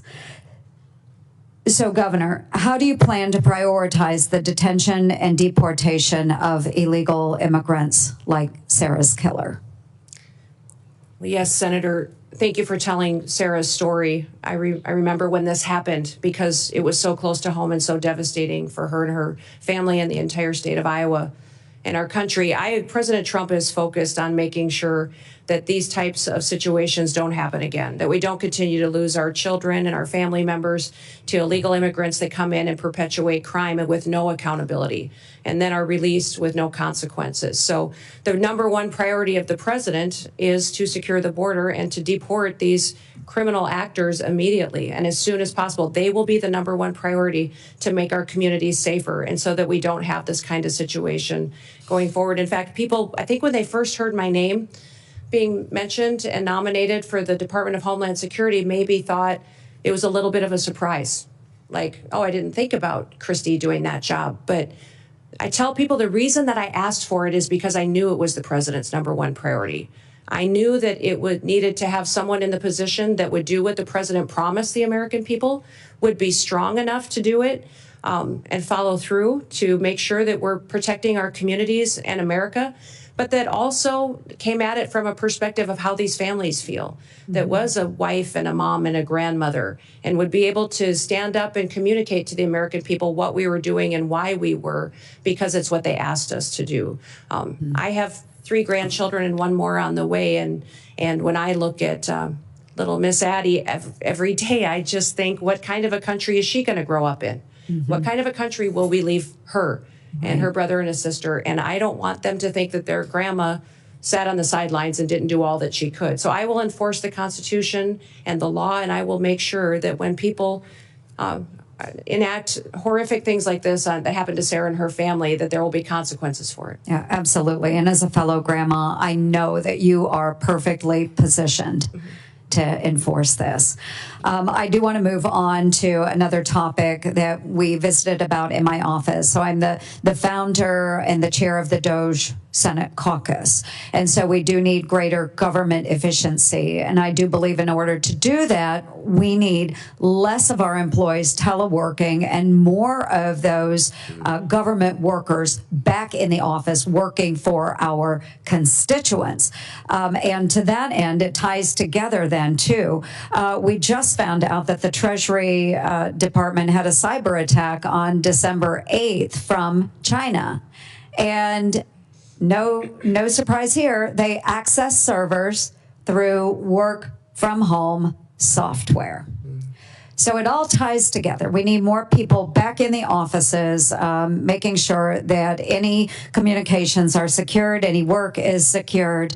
And to that, I know the Biden administration has put a huge emphasis on the cyber bureaucracy, but they haven't really done anything about it. And they haven't given any authority to those that are enforcing the standards. So we need to enforce the standards that are set forth to make sure the cybersecurity is truly there. But what can DHS do? One, with telework, how do we get the employees back? And then two, how do we make sure that our systems are secure from these cyber attacks? Well, Senator, thank you for focusing on remote work and the need to get people back in their offices and accountable to the work that they do. In fact, I've heard since being nominated for this position that many of the agencies within the department are not showing up. They're not doing their jobs. Mm-hmm. But even FEMA, who is responsible for disaster response, that they have the alternative, some of these employees, to not even respond to a disaster, which might explain the horrific results that we saw in North Carolina when they had such a terrible disaster that impacted families and communities, and FEMA failed them so miserably. If it's not even a responsibility of them to show up when terrible things happen, what other day-to-day activities are not getting done because they're working for home or not doing their job at all. You talked about cybersecurity and the need to ensure that our systems are safe and secure. One of the things that disturbs me the most is that we don't necessarily even know how some of these espionage attacks that have infiltrated our systems have happened. We don't know how to stop them yet. We don't have the knowledge, and that our departments and intelligence agencies and cybersecurity agencies have become siloed and aren't working together to stay in front of these bad actors. But many times our most vulnerable area happens at the state and local level. Some of these smaller entities that feed information into our systems is where they choose to infiltrate and get our data and to really hold for ransom many of these companies and then impact our federal systems as well. So one of the first meetings I had when I was elected governor with the former governor during the transition was he said the number one priority you're going to have as governor is to secure our systems. He said our systems are so antiquated, and we've had over 16,000 hacking attempts in just the last month. You need to secure our systems and get it done. So that was a priority for me.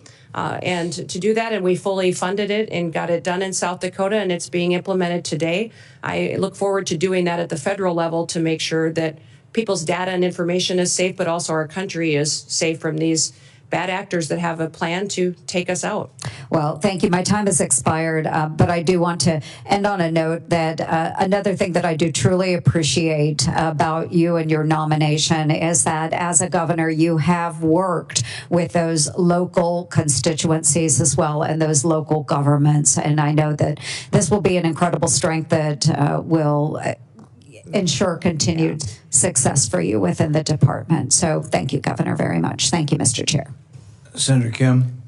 Thank you, Chairman. Governor, it's good to see you. Good to see you again. Thanks for coming before our committee. I wanted to just ask you, not just about your work, but how it's going to fit into the broader incoming Trump administration. And in particular, I guess I'm uncertain about roles and responsibilities regarding your position and Tom Homan's. I guess I just want to ask you just point blank, like, who's going to be in charge of the border? Well, the president will be in charge of the border. It's a national security issue, and the president is in charge of this country and has made a promise to the American people, and we will fulfill his agenda. Well, that was a good answer. It's the answer I would have given as well. But I guess I got confused. When Trump made the announcement about Tom Homan, he said, quote, I'm pleased to announce that Tom Homan, and said that he's in charge of our nation's borders. Mm-hmm. So I guess, again, I'd just like to go back to you. How are you going to work with Mr. Homan? What is the division there? I'm trying to get a better sense of who's in charge. Yeah, Tom Homan is an incredible human being who has over 30 years of experience. Incredible experience. Yeah, I get that. I'm just trying to think through the insight and wisdom. Decision-making process when it comes to, your work. For instance, will he be giving orders directly to CBP, ICE, USCIS? Tom Homan has a direct line to the president. He is an advisor to the president, the border czar. I obviously will be, if nominated and confirmed, and put into the position of being the Department of Homeland Security Secretary and responsible for the authorities that we have and the actions that we take. I say this because I actually want to make sure that we're empowering the next Secretary of Homeland Security. Yes. You know, in the legislation that was codified by Congress and moved forward that started this after September 11th, it said, quote, all functions of all offices, employees, and organizational units of the department are vested in the Secretary.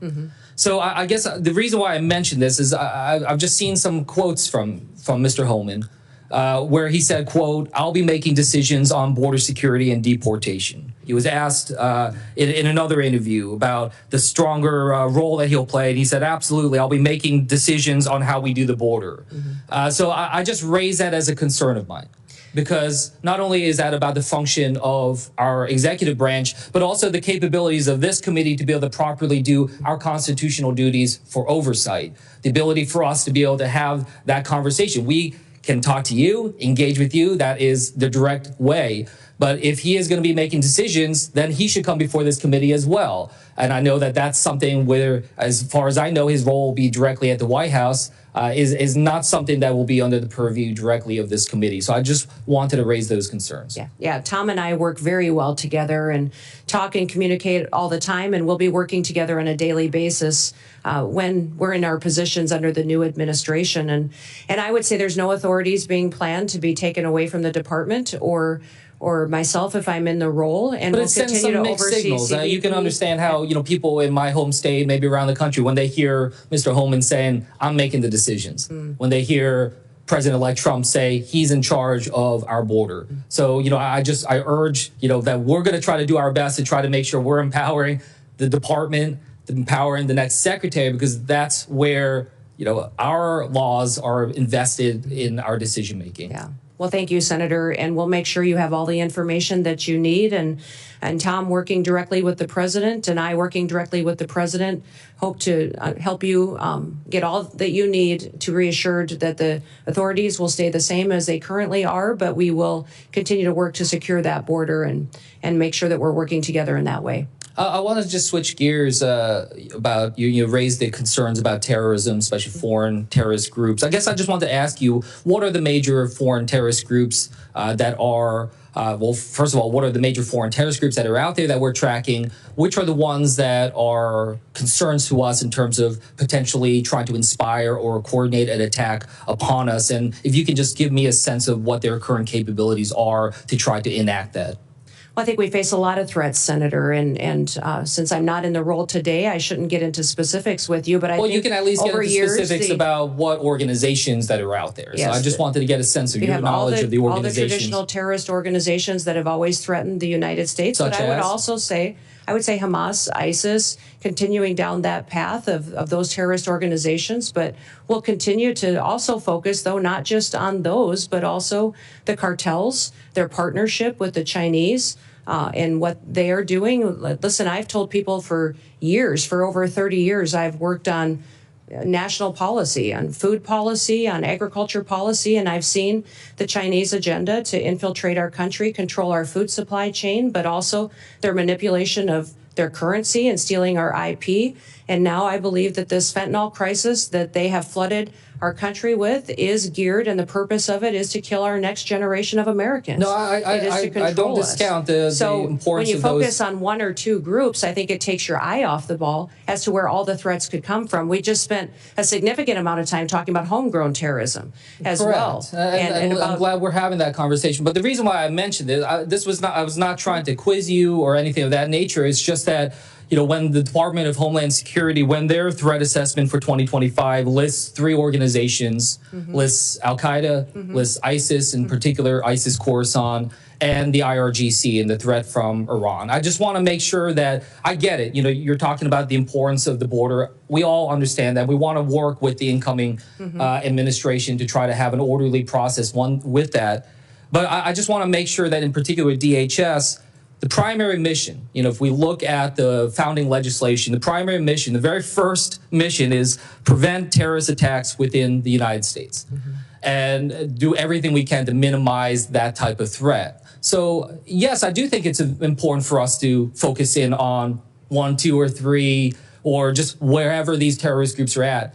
Yes, I know that part of that effort to try to minimize terrorist attacks is through through the work that we try to do to secure our borders, all of them, air, sea, and land. But the primary mission still is about preventing terrorism, not just the border security. That's a tool to be able to accomplish that. So I just raise that with you. I want to make sure that the next Homeland Security Secretary has a very detailed knowledge and understanding about the terrorist groups, their capabilities, and is tracking that on a absolute daily basis, and that they understand that is their top mission. And with that, I'll yield back to the chairman. Senator Johnson. Governor Noem, welcome, and thank you for your willingness to serve. You'll be taking over a massive federal government agency, 240,000 employees. It's probably too massive. I think had I been there back then, I don't think it would have assembled these 22 different agencies in this massive department, but that's what we've got. It's a department that the previous administration, I think, has completely misused. Instead of using Customs and Border Protection to do that, to protect our border and secure it, they've utilized those resources to incentivize a massive influx of illegal immigration. Instead of using the Cybersecurity Infrastructure Security Agency to do that, they instead engaged in mission creep and utilized it to censor Americans with the Misinformation Board. I am concerned about disaster relief, just federal disaster relief in general, creating greater and increasing levels of moral hazard, resulting in higher costs of these disasters. So let's cover each one of those kind of in order. How do you gain control over a massive agency whose resources and personnel have been misused? I mean, how do you root out those individuals who, instead of securing our border, opened it up and facilitated this? Well, Senator, this has been a big topic of conversation in most of the meetings that I've had with the members of this committee was how do we fix this agency, which the reputation is that it's broken and dysfunctional. I think that was the question I get asked the most is why would you want to head up such a dysfunctional department? And I would say that because the mission of the department is to secure the homeland and our people. It's our biggest vulnerability right now. And we have a president that's not enforcing the law. And I don't believe the law should be unequally applied. Everyone wants to be subject to our laws, and a nation without laws and without borders is not a nation at all. So I will work by ensuring one of the things that Senator Ernst talked about, people have to show up for work. I think there's going to be a majority of people who don't have their primary mission to secure the homeland, that if they don't want to show up for work, then maybe they're just not truly passionate about protecting America. I think they need to do that, and they need to recognize what their job is. The morale in DHS is very low. I'm going to let people do their jobs. I'm going to remind them what their jobs are. Some of these Border Patrol agents haven't been able to do their jobs for a very long time. They've been processing paperwork and facilitating an invasion when they should be back securing our border, which is why they were recruited and wanted to serve there to begin with. We're going to build partnerships with local law enforcement, with ICE and task forces. So we're communicating again with local sheriffs and mayors and law enforcement to partner together. When you talk about the fact that this is such a broken agency that needs so much improvement, a lot of it goes back to why we're recreated and are we fulfilling that mission and making sure that these individuals are getting back on task. So under my chairmanship and under the Trump administration, we did rename a part of DHS, the Cybersecurity Information Security Agency. I in no way, shape, or form ever contemplated that the sub-agency within DHS that was really focused on securing us against the cyber threats and other threats to our infrastructure would ever be used to violate the Constitution the way it was used to violate the Constitution under the Biden administration. This administration has been completely opaque. We do not have the information to know and the communication in terms of what all happened here. So my question relates to how they misused CISA. Will you commit to providing the transparency, providing the information, investigate it yourself, but provide this committee, my subcommittee, the information to expose the truth to the American public, but even more importantly, propose a piece of legislation based on our investigation, based on those results, to fix it so that no administration can ever misuse the language of the law to commit that kind of unconstitutional act and violate people's First Amendment rights. Yeah, Senator, I look forward to working with you on that. And I think what we saw during the COVID pandemic, the actions of CISA, their misinformation and disinformation campaign, the materials they were putting out was shocking. Shocking at what they were doing to decide what was truth, what wasn't, and how they were trying to manipulate the American people. We saw it in elections, and Russia influence as well. And so ensuring that they can't do that in the future under any administration would be a priority, that they stay doing what they're supposed to do, and hardening our systems and working with local officials to do that is a priority. And I'd look forward to working with you on legislation should you wish to rein them in. So the first step in that process is to expose the truth, to find out who these bad actors were, expose who they were, hold them accountable. I mean, that is crucial that we take that first step. So again, look forward to working with you on that. You know, the tragedy of the California fires, the more we learn, the more we understand that not only was it predictable, it was predicted, which means it was preventable. Again, you're not going to be, you can't prevent the initiation of those fires, but you certainly prevent them from raging into the tragedy that they became, the dozens of people who've lost their lives, the hundreds of billions of dollars worth of property damage. It's not just California, though. I mean, again, that was grotesque mismanagement. That could have been prevented. You can't prevent a hurricane. You can't prevent floods. But you certainly can try and start reducing the moral hazard that we've allowed to explode, quite honestly, by the federal government rushing in immediately, no questions asked, just tell us how big a check you want. What can you do in your new role to try and start reducing over time the moral hazard that we have created in this country with federal disaster relief? Well, Senator, emergencies and disasters are always locally led. They're led by the local communities and leaders, and that's because they're much more responsive and much better informed on how to bring relief and to get those emergency services there to meet the need. Then it's state supported and federally resourced. Which means that when we come in, that we're supporting what the mission is, what those emergency operations and plans are that the local city and county and then also the state has implemented and do what we can to fulfill the mission of our programs. One of the things that FEMA is not doing today that I think we should be doing is streamlining communications. We saw this in New Orleans. We saw it in other terrorist attacks in the country. And you just referenced it as well about the American people not getting the truth, senators not getting the truth and the transparency that we need, is that I believe FEMA can always put out a blueprint for what a response would be should something terrible happen. And when we look at the Secret Service, what happened in Butler, we saw that communication was an issue, that the Secret Service wasn't communicating and balls were getting dropped with local authorities, local law enforcement, and we can put forward a blueprint for how communication can happen and be streamlined between the federal government, the state, and the local entities so that should something happen, this is how we talk to each other to make sure that the public has the facts, they're not getting misinformation, which happened with the New Orleans terror attack just recently, but also up in Pennsylvania as well. That blueprint is what we do at the state level that FEMA has failed to do to proactively educate the public on what everybody's roles are, what we do should something happen, whether it be a natural disaster or a terrorist attack or an emergency response is needed, that we can put out those blueprints ahead of time, educate people, train those local entities, which they currently do to a certain extent today, but not good enough to really know that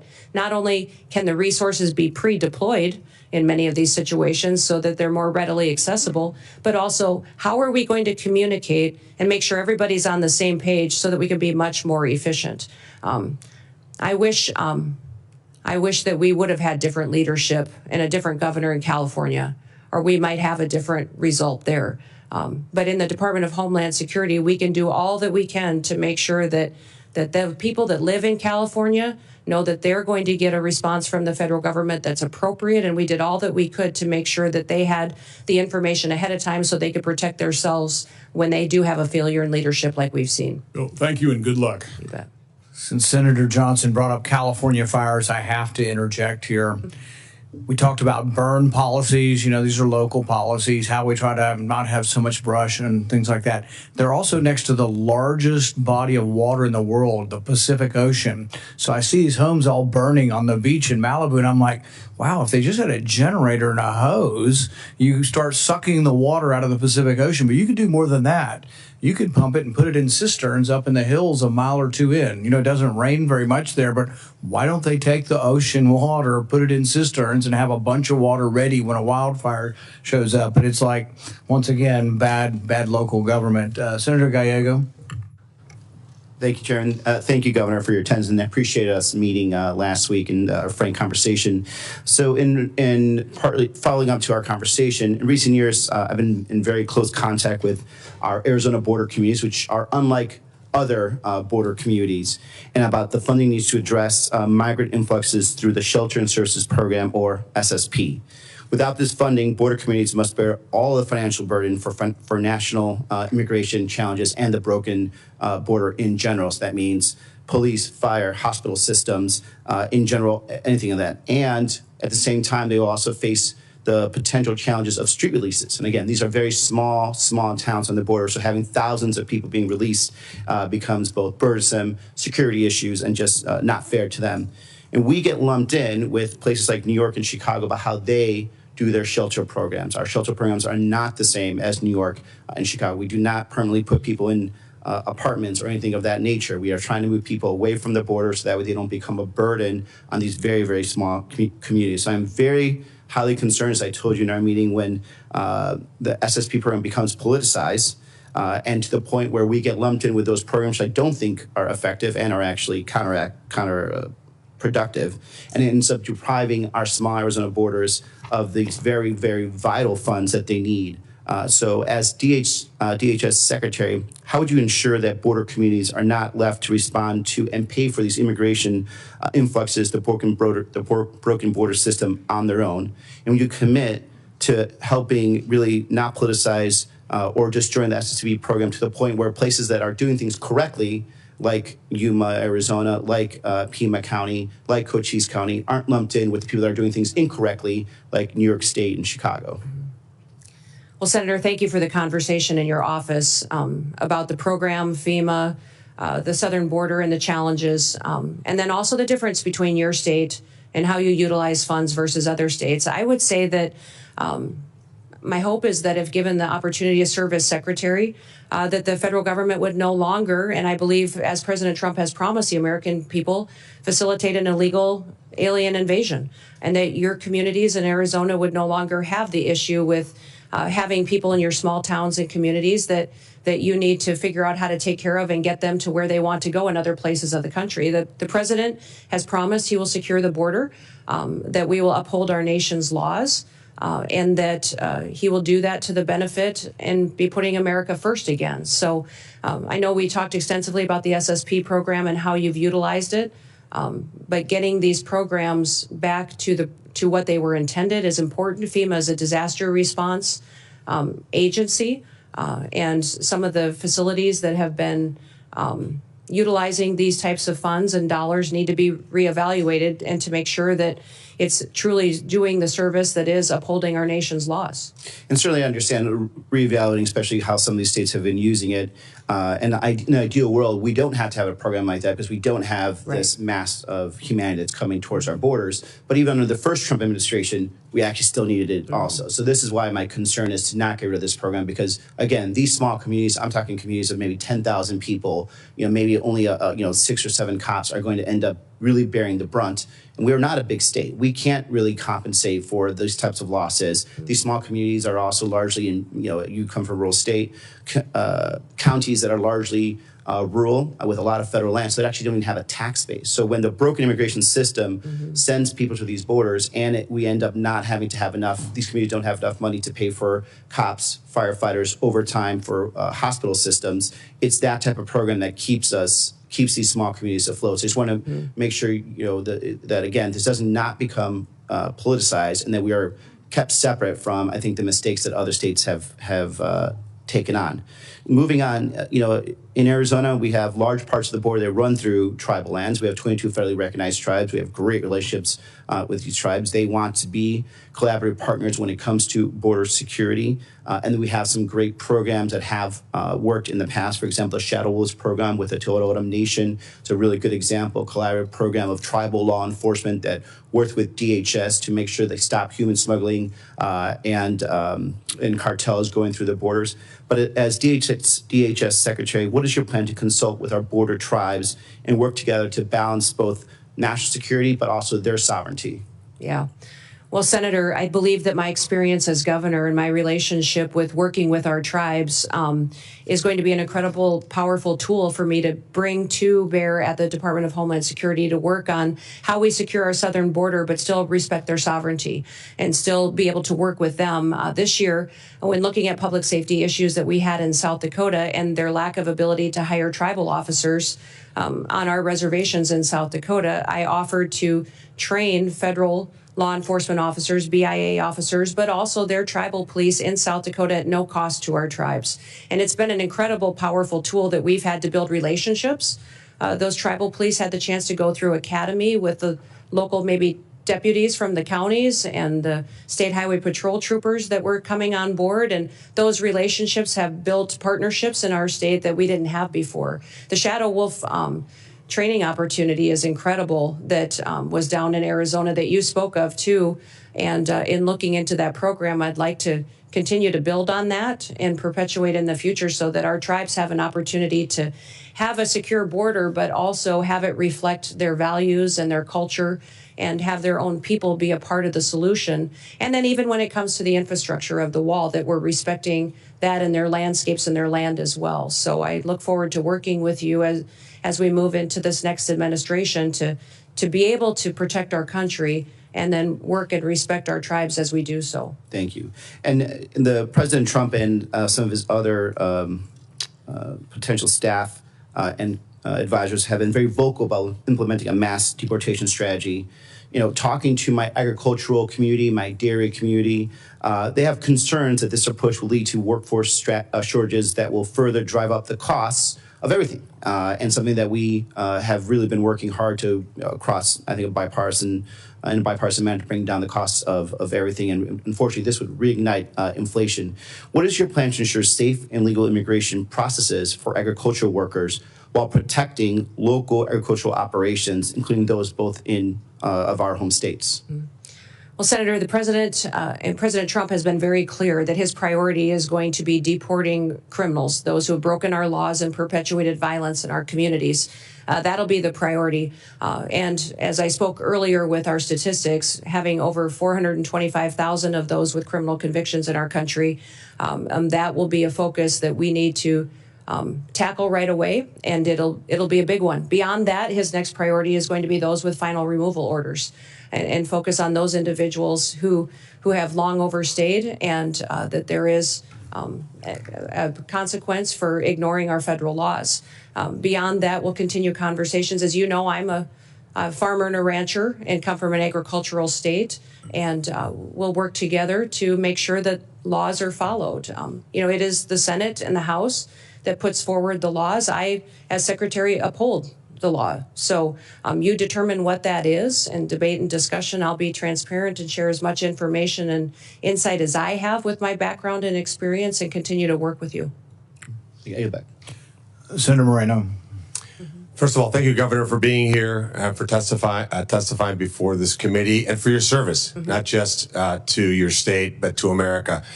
9 years ago today, we met in probably the coldest day I've ever been in my life in Iowa. Yes. As you and I were making phone calls and whipping up votes for Republicans in Iowa.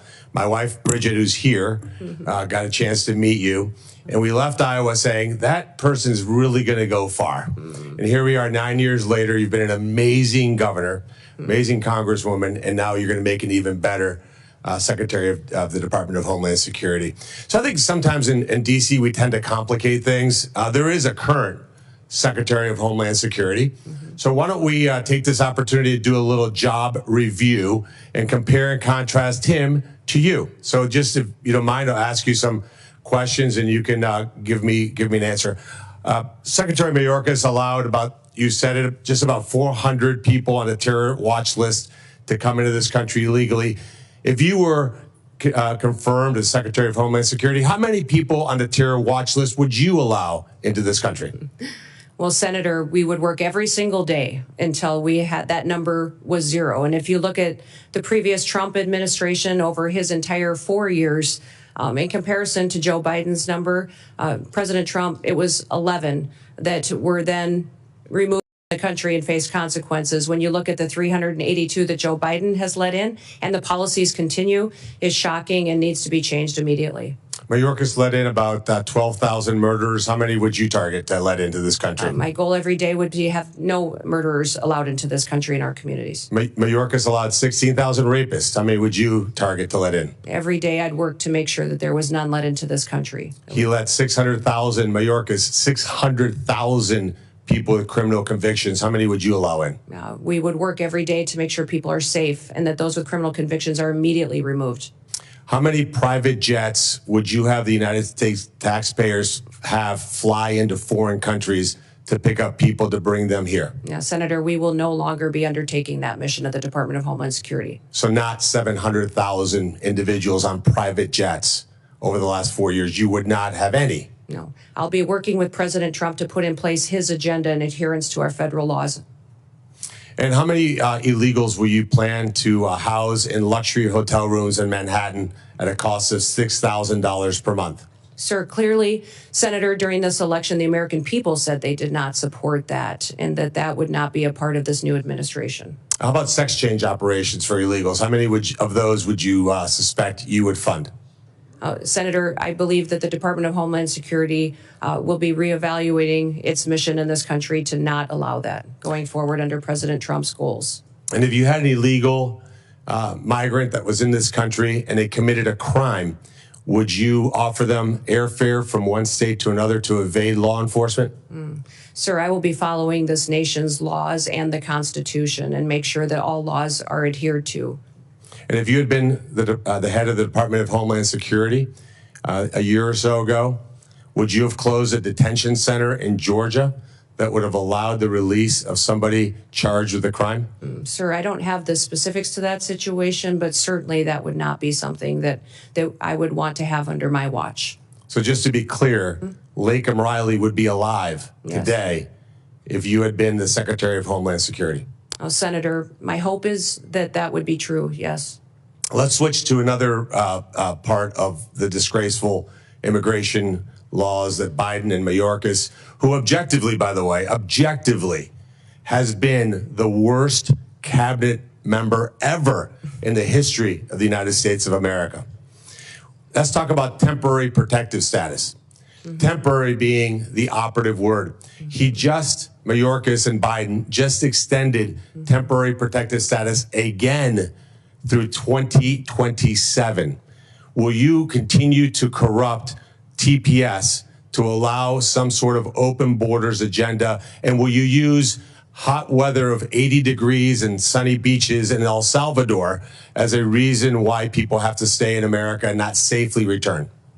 Yeah, Senator, this program has been abused and manipulated by the Biden administration, and that will no longer be allowed to allow that and these extensions going forward the way that they are. The program was intended to be temporary, and this extension of over 600,000 Venezuelans as well is alarming when you look at what we've seen in different states, including Colorado, with gangs doing damage and harming the individuals and the people that live there. And in terms of our border, like the physical border, I've been there many times, you've been there many times. Who should be in charge? Who should have operational control of our border? The United States government or the Mexican drug cartels? Oh, Senator, the United States needs to control our borders and secure them. So if this were a job interview in the private sector, and you had somebody like Alejandro Mayorkas in charge, and we had the opportunity to upgrade to you, this would be the greatest upgrade in history of the United States of America. But I'm going to end my time with a startling statistic and actually a challenge to the Democrat Party. When Mayorkas was confirmed, every single Democrat voted to confirm him. And 6 Republicans joined all 50 Democrats in that confirmation. If we get to the vote, and hopefully, Chairman, we could do that Monday, because we cannot wait one single day without you being in charge of that department. We should have 100%, 100 senators vote for your confirmation. This will be the litmus test, in my mind, as to whether we have a Democrat Party that's actually serious about doing bipartisan things like securing this country and protecting our citizens. Any Democrat that voted for Mayorkas that does not vote for you should be in front of their voters and removed from office. Thank you for serving, Brian. Thank you for being here, for putting up with the nonsense that you guys have had to put up with over the years. You are going to make an amazing Secretary of Homeland Security. Thank you for being here. Thank you, Senator. Senator Slotkin. Thanks for being here, and thanks for our time in my office.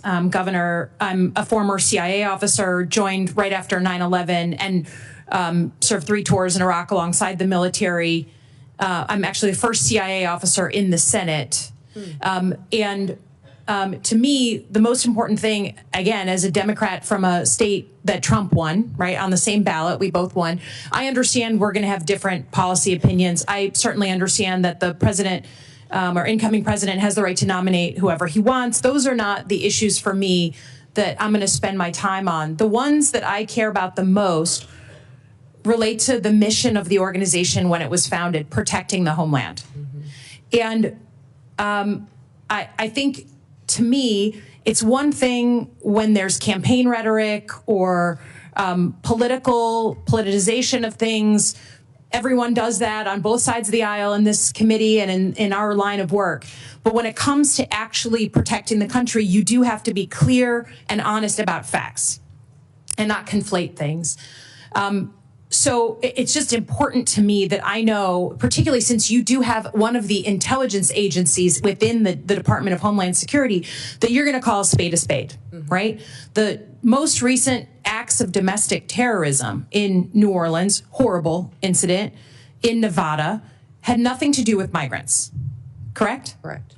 They were homegrown American citizens. One of them was actually in a very elite military unit. I mean, it's horrible. It's one of the hardest things to catch, the sort of lone wolf, radicalized American citizen.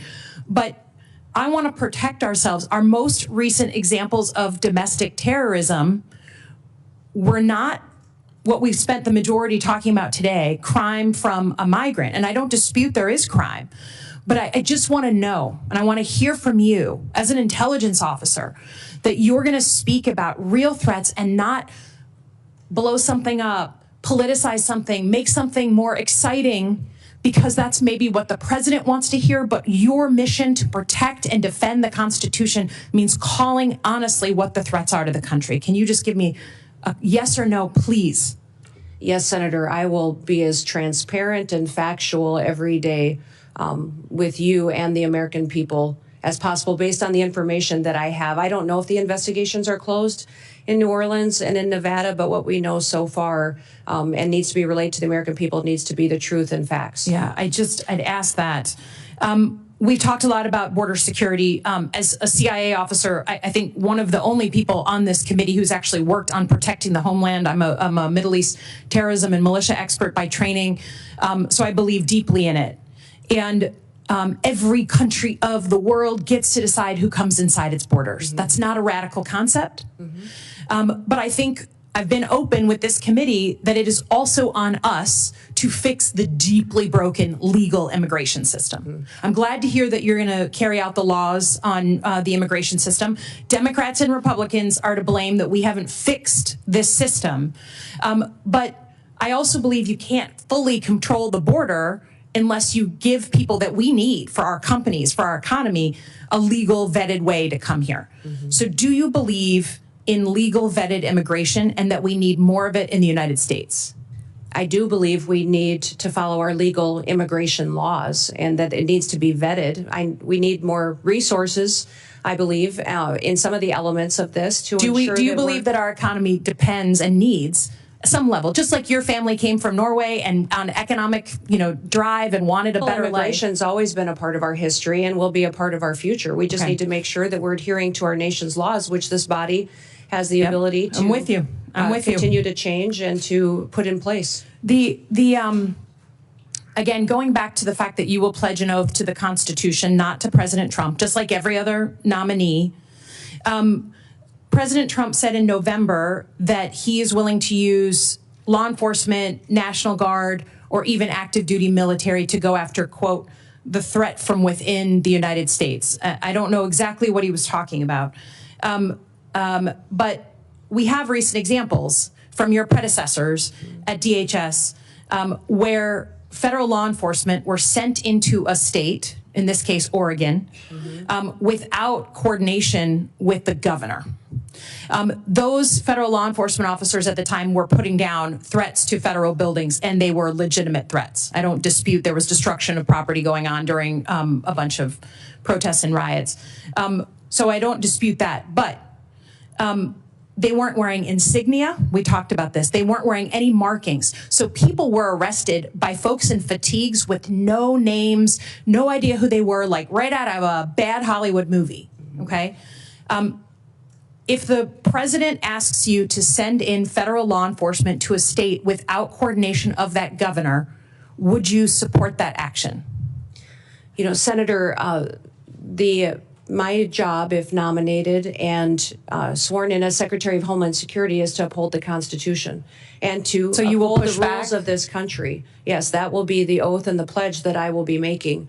And my goal also is to work with you to ensure that we have situations that are always appropriate, that we are well defined. I just need to know, you're a former governor. You can imagine that if Joe Biden sent in 700 federal law enforcement under Secretary Mayorkas without coordinating with you, I think we can agree you'd be a little upset. So I just ask that you give the same respect for coordination, and that we are very sensitive. People are worried about politicizing of law enforcement and the uniformed military. That's a bad thing. I hope we can agree.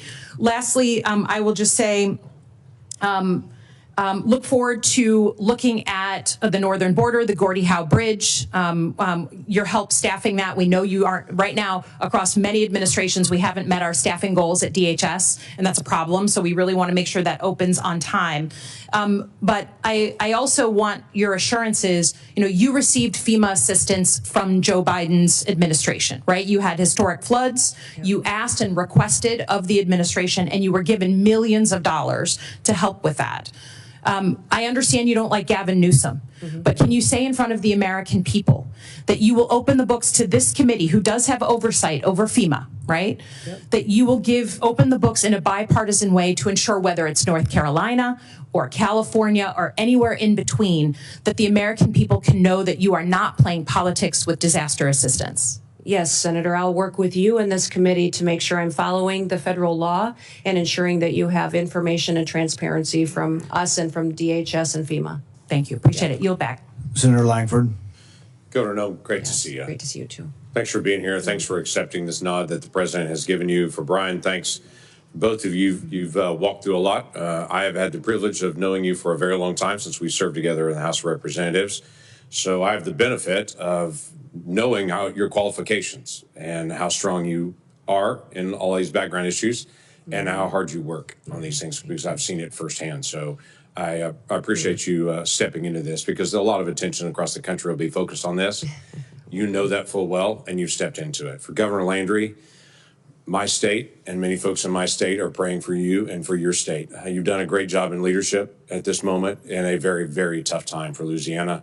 And we don't want to see acts of terrorism anywhere in our country. And it's incredibly difficult days for a governor. So thanks for your leadership on that as well.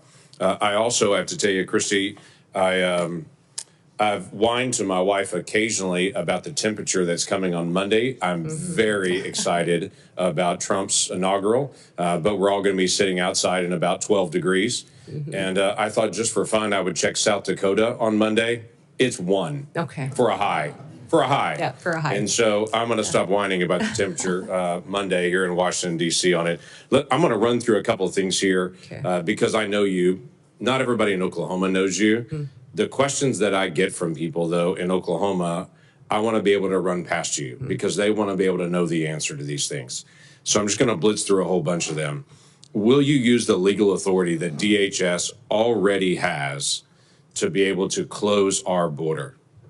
Yes, Senator. I will work with President Trump to ensure that we're securing our border. Thank you. There's a lot of things that this Congress needs to do, has already been mentioned by Senator Slotkin as well, that we need to do to be able to close loopholes, to be able to give you additional authority. But there's a tremendous amount of authority currently not being used. In Oklahomans are saying, is that about to be used? And they'll be grateful to be able to hear that.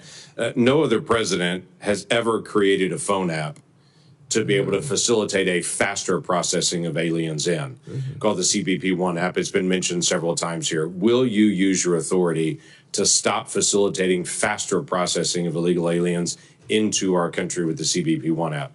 Yes, Senator. We will eliminate the CBP-1 app, maintain some of the data that's in it that's critical to knowing who's in our country, but that app will no longer be in use. Thank you. No other president has ever used the parole authority just in general, humanitarian parole, to facilitate faster processing of aliens into our country, which leads to the catch and release we've all heard about. So the Oklahomans that I talk to say, are we about to end the abuse of parole and end catch and release? Is that about to stop? Senator, President Trump's been very clear that he will end catch and release. Terrific. Folks want to know, will you use your authority with the funds that are given to you by Congress to actually build more wall rather than use the funding that's given to you, as the Biden administration did, to do environmental remediation around the border rather than actual border wall and border structure? Yeah. Senator, President Trump has been clear that he wants to build the wall. So do we. So will you use your authority to be able to scan more vehicles? And obviously, we've got to get you the funding to be able to do this, to be able to scan more vehicles and individuals that are carrying fentanyl into our country through our ports of entry. Yes, Senator. We will continue to use technologies, but hopefully be able to use more with the resources that we're granted to scan those vehicles and know what's coming in and out of this country.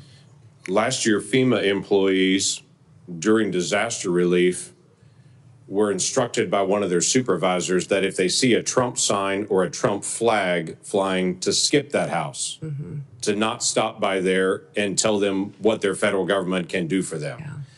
Will you allow FEMA employees or any within DHS to politicize their role and to pick and choose who gets help and who doesn't as an American? Senator, under President Trump's administration, disaster and emergency relief will not be handed out with political bias. Every American will be responded to and treated equally. That's what folks want to know. Will you review the Secret Service responsibilities to be able to go back through it and to say, are they focused on their primary mission, or is there something that could distract? Secret Service still chases down financial crimes. They're still chasing down child exploitation. Those are serious things for Treasury or for FBI to do. But there's a question is if that's the first priority for Secret Service. Senator, the Secret Service is in need of dramatic reforms. They do have a protective detail element that is their priority, and also an investigation side. My understanding is that that investigation side is often used to train the protective detailed officers, but clearly they are not focusing on what their true duty is, and it needs to get back onto what they were created for, and that was the protective detail mission and emergency situations that they need to help plan and prepare for and defend. Thank you. This committee made a request to the Secretary of Homeland Security last year, and by the way, also the head of the FBI, to be able to come before this committee and to do what every Secretary of Homeland Security has done for the last 20 years, every single year, unbroken until last year. And then the Secretary refused to come before this committee in an open session and talk about national threats. Now, the former chairman protested strongly to the Biden administration and DHS. They weren't coming, but they still refused to be able to come. Will you come before this committee and talk about the threats openly so the American people can hear them in a public forum? Yes, Senator. Senator Peters and I discussed this quite a bit in our meeting as well, and I have committed to come and give that briefing to this committee and to the American people. Thank you. We need that. Let me tell you another challenge we've had with Homeland Security in the past 4 years. When we ask for data and for information, we get, "I'll get back to you on that." When we ask again and again and again and again, we get the same statement, "I'll get back to you on that." Now, I can go down the street to the command center where they actually get the data in live and they have it up on big screens and they're tracking exactly what's happening on the southern border to the minute. But if I ask for what happened last month, they'll say, "We're still gathering that data." We're not asking for anything other than what Congress is supposed to get. That's the ability to be able to see data and to have real oversight over DHS. And that has been a failure of this DHS, along with multiple other issues on that.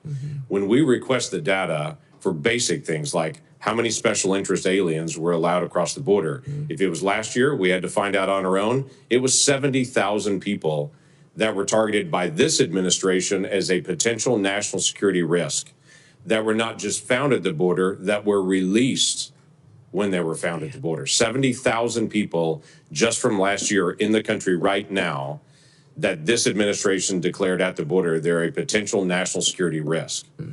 Now, I know you're not going to do that, but when we ask for the data and for the information, when we say, how's the National Vetting Center working? Do you have the connection between it to be able to screen individuals there?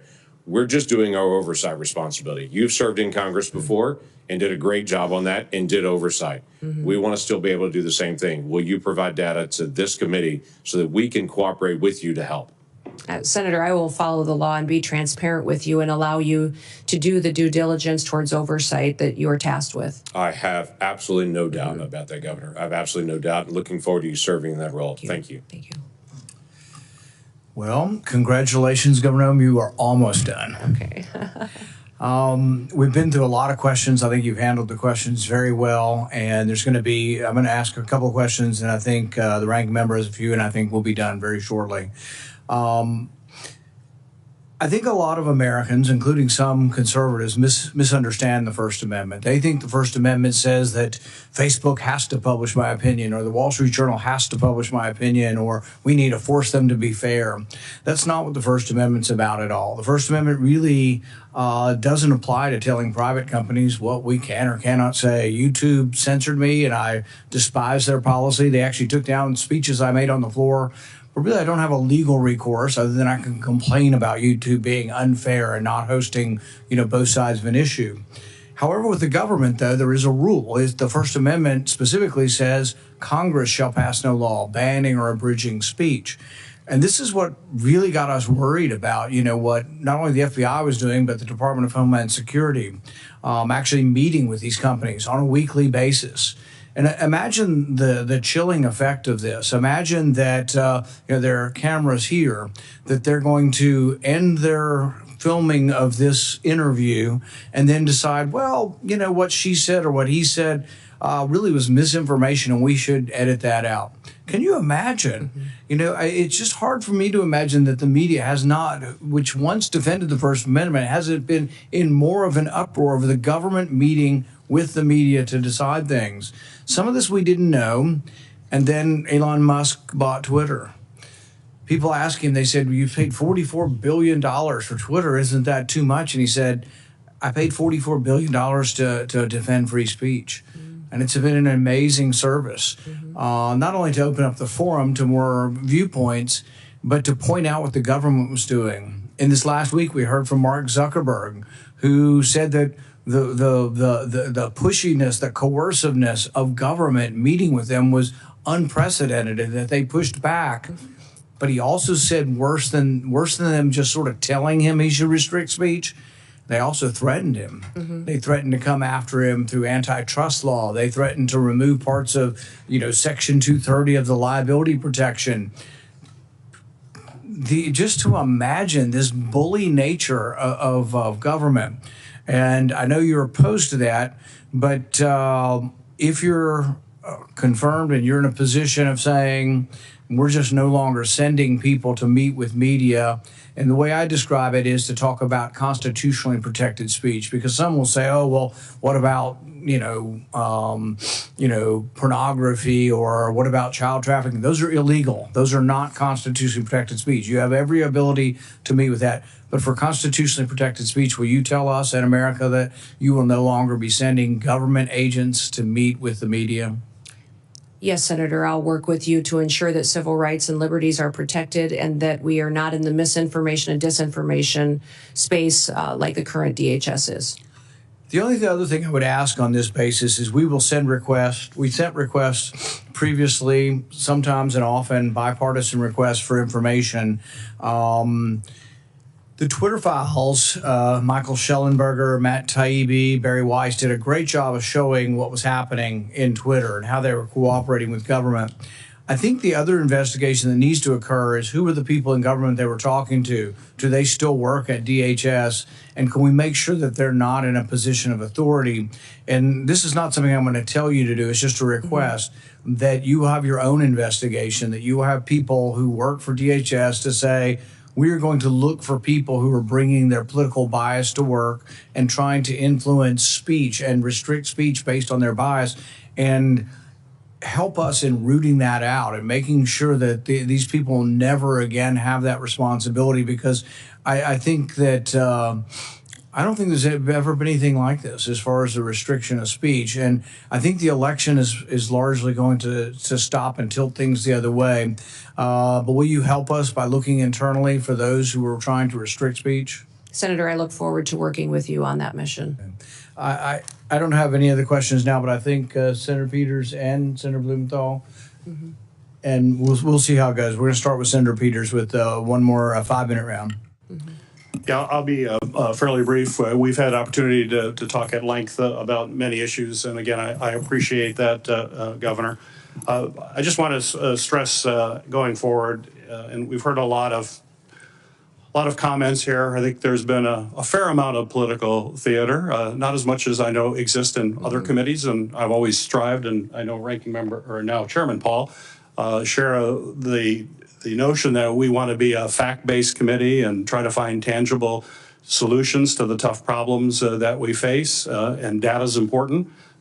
We've heard a lot of numbers being thrown around here, and I don't have time to go through and challenge those numbers. Some of them we don't even know where they came from. I don't think that's helpful to the very important mission, if confirmed, that you're going to be dealing with. So I hope in the future that we're actually dealing with facts. You've mentioned many times that you do want to deal with facts and real data.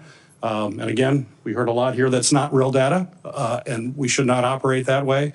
And if confirmed, when we move forward, I'm going to look forward to working with you based on the facts and understand where the real threats are, how we need to appropriate resources to make sure we're meeting those threats. And let's take this hyper-partisanship out of such an important issue of Homeland Security.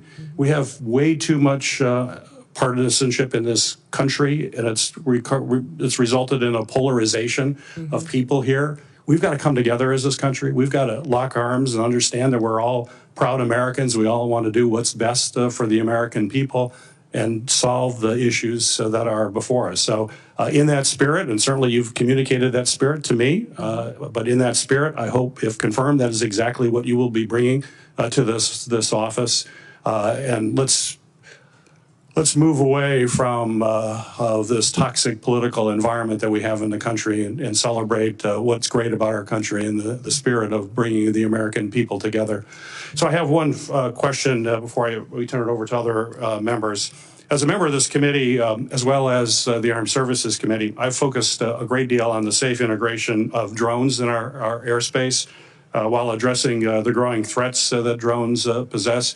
We certainly see what drones are doing in changing the face of warfare, whether it's in Ukraine and other battlefields around the world. We are very concerned about the weaponization of those drones and what it could mean to the security here in the United States. I've proposed comprehensive legislation to extend authorities beyond just the FBI and DOJ and Homeland Security to local law enforcement. You mentioned in your comments about security for the Super Bowl, which is incredibly important. But we have to remember that that threat exists for all games. In fact, one of the biggest supporters of my legislation is the NFL. In fact, we just had a recent playoff game that was delayed because of drones that flew into that playoff game. We are very concerned that you could have a drone with a grenade or an explosive device, which would be absolutely catastrophic. It's absolutely essential that we address this threat. What we're seeing around the world and what we're seeing in daily activities should be a concern. I think this is just a matter of time. It's not if, it's when. And we need to be on the front end of that. And with that in mind, I want to remind folks that Congress just recently extended critical counter UAS authority, counter drone authority, only for a short time basis for the 12th time. We only do these little tiny short-term extensions, and we aren't dealing with the problem comprehensively as we should. And those are going to expire on March 14th, a very short time from now.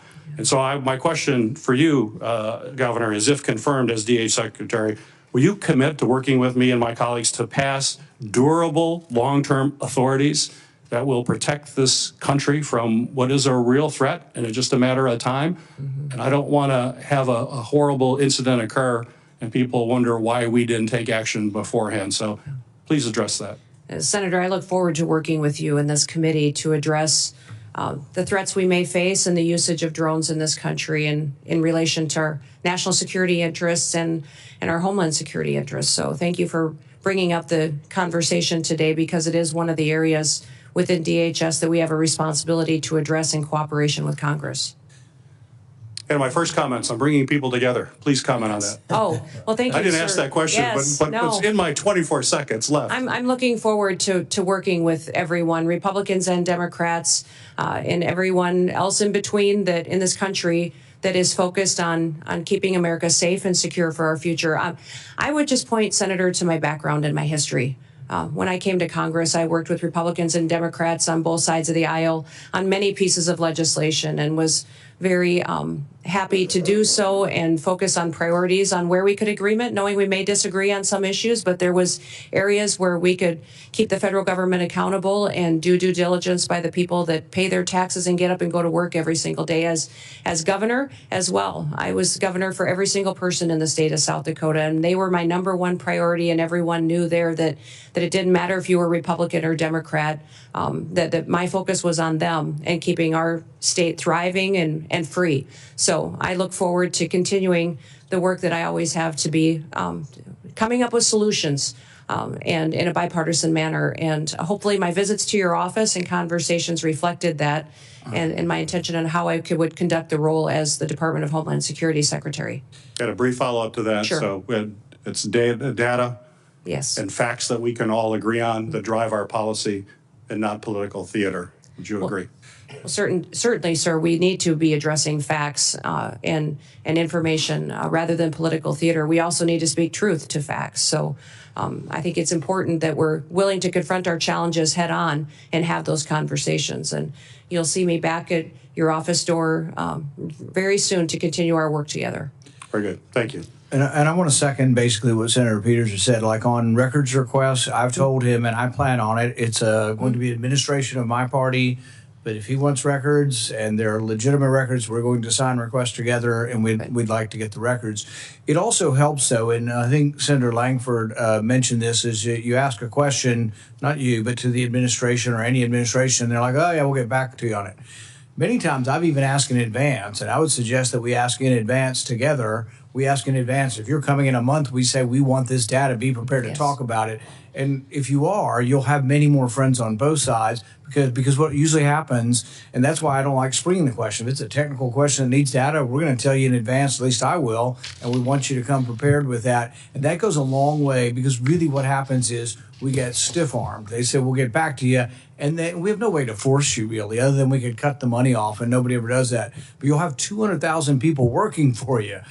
By goodness, send your experts out, scour the records. And it is true. I mean, facts are difficult, and sometimes there's different spins on the same set of facts, but I think that will help. On the drones, I think we need more facts, so I'm more than willing to work with the ranking member on doing something on drones, but I don't want every sheriff out there shooting up in the sky at stuff. We got to figure out, we got to get the truth about, do we really have drones everywhere flying all the time? How many of them are planes? How many of them are drones? And let's go through this, and then let's figure out.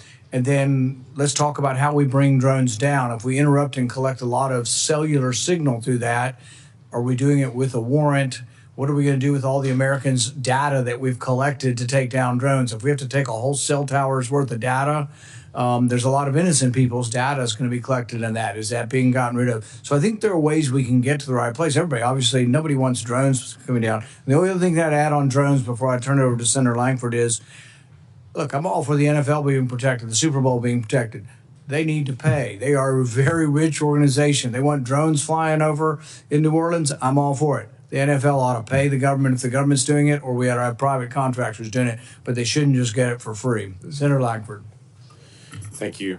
Thanks again. As Senator Paul will remember on this, there used to be a public-facing website that all Americans could actually get the data, what's happening on the border, what's actually moving, and then when the numbers got bad, that seemed to disappear. And then we couldn't even get the data anymore. So I look forward to actually finding ways to be able to have everybody has the ability to be able to see some of this data as well on it.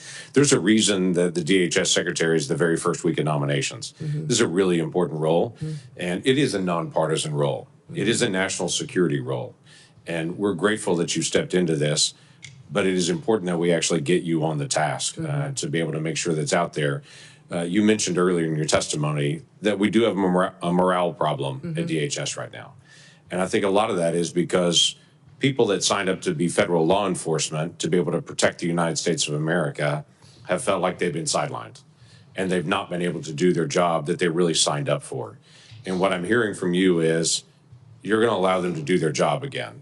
What has been historically true for a long time, that federal law enforcement is there to actually help protect the country and the citizens in those communities, that you're going to allow them to do that, and that's helpful. So I have two quick things that I want to be able to mention on this. One is right now, just in the structure of this, and we can talk about this at a different time, but CBP facilities that are along the border are really run by a different entity called GSA. And they're not allowed to be able to do updates on their facilities or to design their facilities. Somebody who lives 3,000 miles away and who doesn't actually do Border Patrol work, they actually design and oversee their facilities. That's a problem that we've got to be able to fix. So we've worked to be able to give more flexibility to CBP, that when they have difficulty and challenges there, they have the ability to be able to make those changes. But I'm not going to ask you to make a commitment to this because this is just one of those detail areas. But will you commit in the future to working with us, that this committee and you can work together to be able to figure out how the folks that are on the field can actually make decisions about the facilities they work in? Yeah, Senator, I commit to working with you on that issue. It's terrific. And then I had a constituent in Oklahoma that is a hunter, like you are, like I am. Yeah. He had a bag that he had some additional rounds that were in his bag that were left over from a hunting trip months before. He packed his bag, went on a vacation trip overseas, went through security with his bag. When he got overseas and then left and came back, they scanned his bag and said, you have bullets, you have rounds in your bag. And he had, I think, 5 that were in his bag that he didn't even remember were left over in an outside pocket from a hunting trip before. Well, they promptly put him in jail and held him there and detained him there. Now, we worked through all the process to be able to get him back. My question is, that same bag went through TSA security in my state before it went through security overseas. And so one of the questions that I've asked is, why were those rounds picked up there and not here? Now, we don't have the full answer to that yet. But that's just one of those TSA questions that we need to have. Americans right now are on planes all over the country, and they count on a certain level of security when they go through that process. So in the days ahead, will you work with me to be able to identify what are the challenges that we still face with the screening process and to be able to correct those for the security of all Americans? Yes, Senator, I will work with you on that. I was surprised TSA didn't come up more today, but that is a area in need of reform as well, and I look forward to working with you there. Look forward to that. Thank you. I yield back. Government needs a healthy dose of common sense, bullets in your bag. I had a guy with bullets in the back of his pickup truck coming back from Mexico we arrested him and took his truck. And only because the Institute of Justice fought for him for 3 years did he get his truck back. I mean, that's crazy, the things we do. Let's have some common sense, and hopefully someone overseeing it will allow that. Senator Blumenthal, you're going to finish this up. Thank you, Chairman Paul. I'm the last of your questioners, so that means I get unlimited amounts of time. Okay. Not really. Not even close. I want to sort of continue the emphasis on bipartisanship, and most especially on immigration reform. What this nation needs is comprehensive immigration reform. We know about the need for more H-1B visas and other kinds of extensions of the visa program that enable the United States to have more workers that are desperately needed in certain areas of our country. We know that there has to be better border security generally. We know we need to provide some kind of path to earn citizenship for a lot of the undocumented people in this country. And we know it's possible because we did it in 2013. Mm-hmm. The United States Senate, as you will recall, passed a comprehensive immigration reform measure. Overwhelmingly, it was bipartisan. I was proud to be a part of it going through the Judiciary Committee, but obviously it will involve Homeland Security. And I hope that we can continue, as Senator Langford was a part of the effort in the last session, to expand on those efforts and move forward on a bipartisan basis toward bipartisan, comprehensive immigration reform. I want to talk to you a little bit about domestic terrorism, which we discussed during my previous round, and I know you've discussed it afterward, including not just migrant crime and radicalization by ISIS, which are real and present problems. I also want to ask you about domestic terrorism events unrelated to groups outside our borders. We've seen a rise in anti-Semitism in this country. It has spiked beyond any prediction. And I want to know of your concern with anti-Semitist, racist events, Charlottesville, Buffalo, Pittsburgh. There's a shorthand for these violent terrorist acts against people in the United States. Yes, Senator, I'm very concerned about what we've seen in this country as far as anti-Semitic violence that has happened. In fact, last year during our legislative session, I brought legislation to more clearly define it so that we could fight it in our home state. And I'm hopeful I can work with you to continue to do what we can to make sure that we are addressing this rising threat and not facilitating it in this country. And I just want to make sure that when you say we're protecting Americans against terrorism, that we're protecting all Americans, including people in mosques, in churches, in synagogues, people regardless of their worship, their race, their background. We need to protect all Americans from anti-Semitism, racism, Islamophobia. I hope you'll commit to that effort. Yes, correct. Thank you, Senator, and I look forward to working with you to do that. In my closing minute and a half, I just want to call your attention to an effort that I've led to help reunite children with their parents, children who were separated as a result of the so-called family separation policy in the last administration. I have introduced a measure called Keep Families Together, not only to limit separation of families at or near ports of entry, but also the Families Belong Together Act for several Congresses to help bring the children, the kids who were victims of this policy and who still are not back with their parents. I hope that you will support that kind of effort. Senator, the Trump administration never had a family separation policy. They had a zero tolerance policy, which said that our laws would be followed. What I'm alarmed by is the over 300,000 children that went missing during the Biden administration. And when we talk about children and what their potentially facing as far as victimization in this country and the trafficking that's going on. This administration's lack of desire to find out where those children are or what they may be going through is alarming to me. So I want to stop that. Because my time is expiring, I'm just going to interrupt again with apologies to say, let's put aside. Well, I can't put aside 340,000 children. Let's put aside what happened in the past. There are still 1,000 children who are separated and waiting to be reunited.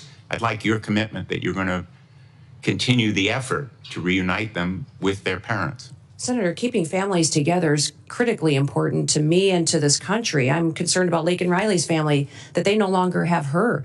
I'm concerned about the fact that we have people in this country that don't know where their children are, or people in other countries who sent their children here and they've been lost by this administration. So yes, my focus will be to keep families together. We will uphold our law and we'll make sure that we're doing everything we can to keep our children safe from the trafficking and the drug epidemic that's hit this country. I'm going to end on an optimistic note and say I take that as a yes. Yeah. Thank you, Mr. Chairman. Thank you for your testimony. The nominee has filed responses to biographical and financial questionnaires, answered pre-hearing questions submitted by the committee, and had their financial statements reviewed by the Office of Government Ethics. Without objection, this information will be part of the hearing record, with the exception of the financial data, which are on file and available for public inspection in the committee offices. The hearing will remain open until 5 p.m. today, Friday, January 17th, for the submission of statements and questions for the record. This hearing is adjourned. There you go. So that was the confirmation hearing for Kristi Noem for Homeland Security Secretary. I have heard nothing which suggests that she won't be confirmed. I've heard no reporting that suggests that she'll have a problem being confirmed. The Republicans have the majority in the Senate.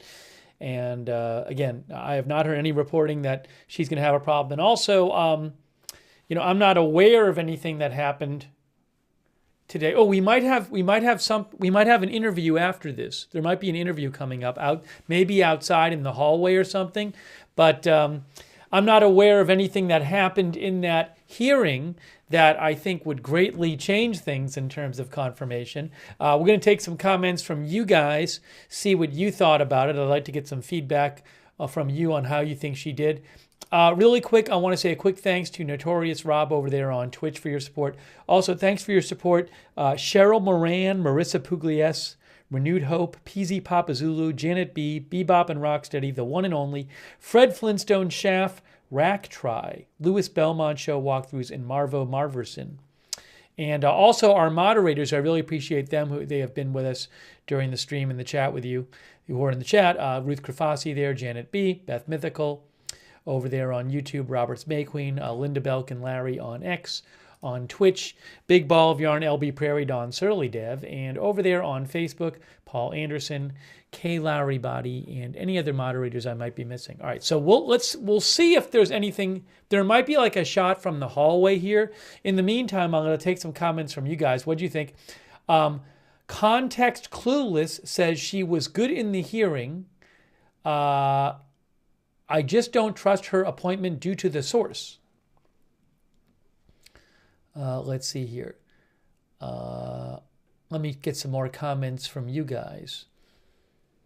Marissa Pugliese thinks she did fantastic. Senior Fred says she is a boss. Lexa Fulmer said, I think she did a wonderful job. Rich Freund said, slam dunk, no. I don't know if how many Democrats are going to vote for her. I'm not aware of any Republicans who are not going to vote for her. There are 53 in the Senate out of the 100 senators.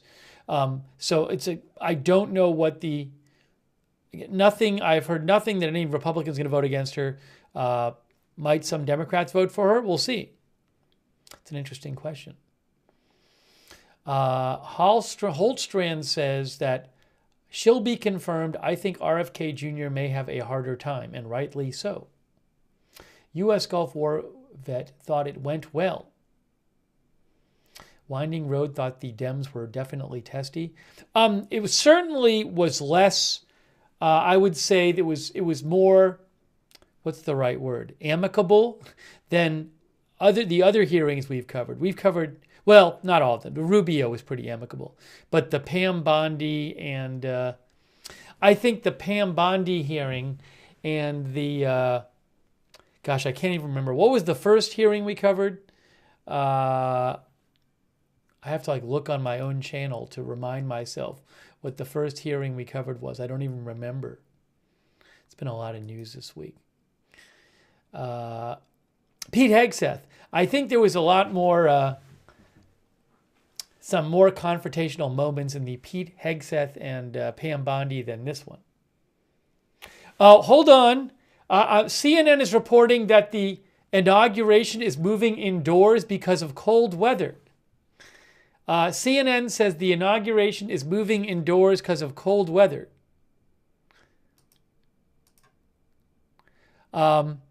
Kate Sullivan for CNN reports, Trump's inauguration is expected to be moved indoors due to dangerously cold temperatures projected in D.C. Plans are underway to have him sworn in inside the Capitol Rotunda, and the parade to be potentially held at the Capital One Arena. How about that? A little breaking news about something else. Again, CNN's Kate Sullivan reports Trump's inauguration is expected to be moved indoors due to dangerously cold temperatures. Plans are underway to have Trump sworn in inside the Capitol Rotunda and the parade potentially be held at the Capital One Arena. Currently, according to Google, the Monday weather forecast is for a high of 24 and a low of 9 and wind at 13 miles an hour sustained, which is pretty strong.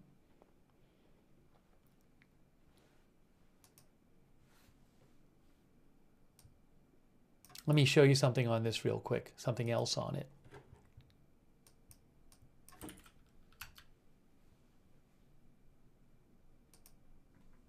So this is a Washington Post article right here.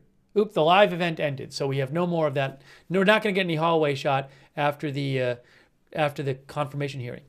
So you can see here the Washington Post said the coldest air of the season will barge into the area, resulting in the coldest inauguration day since President Reagan's in 1985. The worst of the cold is expected between Inauguration Day and Wednesday. The temperature during Monday's presidential swearing-in ceremony may only be in the low 20s with wind chills near 10.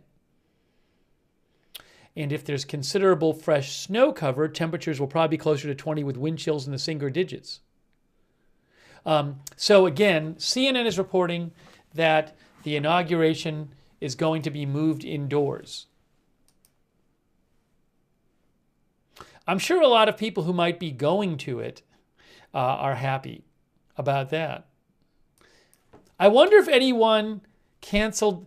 Here, look. It's Trump inauguration to be moved indoors due to cold temperatures, CNN reports. This is from Reuters. And you can see the article says, President-elect Trump's inauguration is being moved indoors due to dangerously cold temperatures expected on Monday, a CNN report posted on X, citing sources. Trump is expected to be sworn in inside the Capitol Rotunda, the reporter said.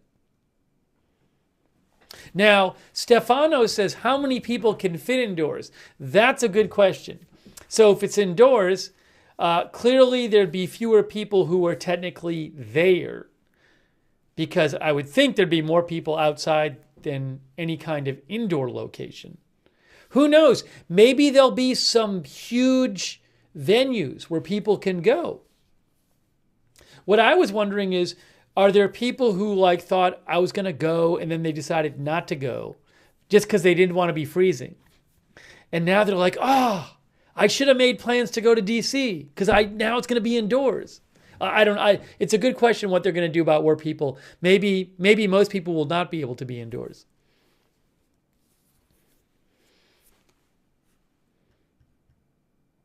Very interesting. Oh, thanks to Connor Garrity. Connor Garrity says Democrats blown wide open missing children in FEMA. That's what Connor said about the hearing. Thank you, Connor.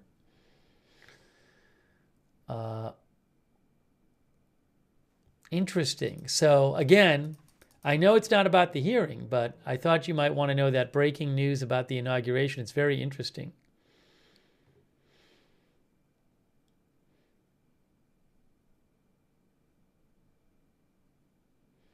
Jeremy Wellman says, I had tickets, decided not to go because of security.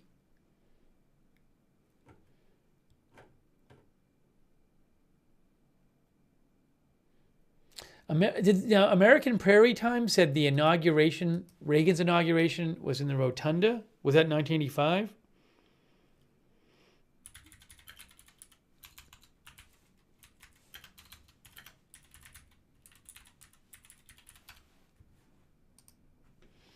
Yes, the second inauguration of the second inauguration of Ronald Reagan was held. It was held at the White House and then repeated the following day at the Capitol's Rotunda.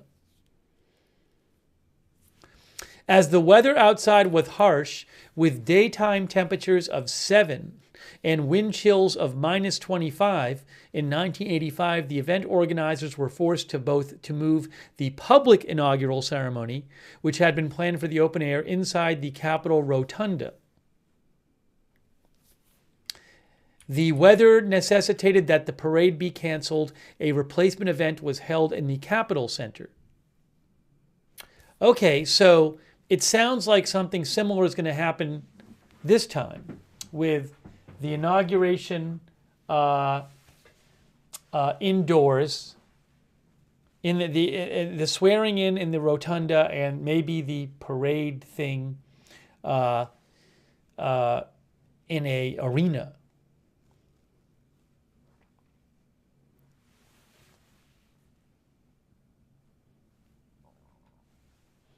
Interesting. I'm Puff Puff says, I'm heading down there tomorrow morning. I didn't have tickets, so it won't matter for me.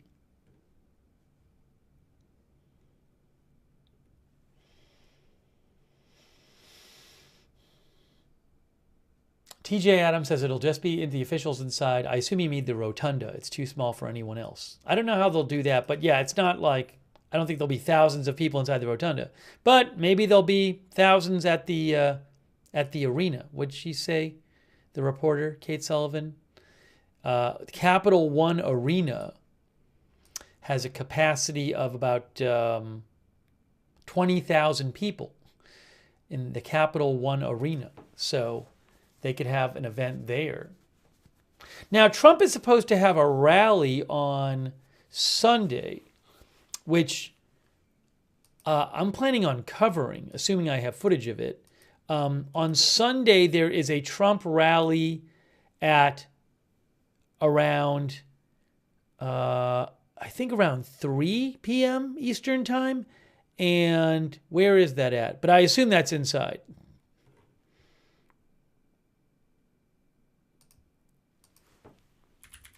I was going to say Capital One Arena has a capacity of 20,000 for basketball. 20,300.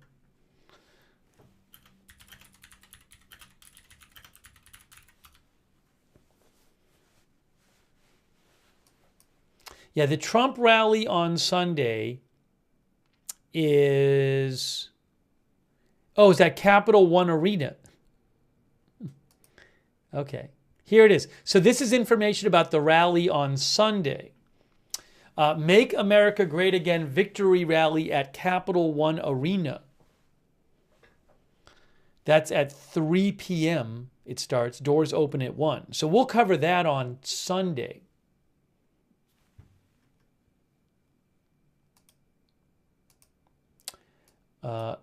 Jesse's girl said the Village People are performing. I think I did hear that.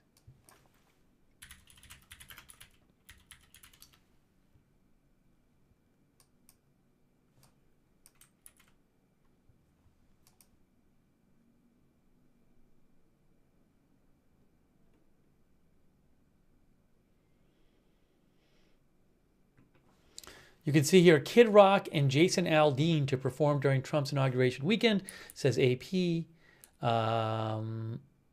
Kid Rock and Billy Ray Cyrus will join Lee Greenwood and the Village People at the Make America Great Again rally at Capital One Arena on Sunday.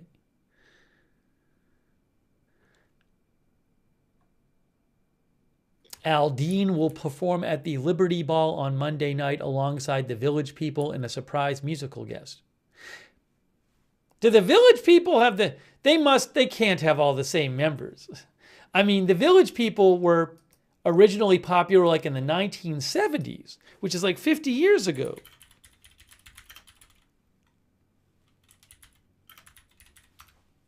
Wikipedia will tell us. Yeah, it says there's like past members. I don't know who the current members are. Willis is the only original member still remaining with the group. Lead singer Victor Willis is still with them. That's from Wikipedia.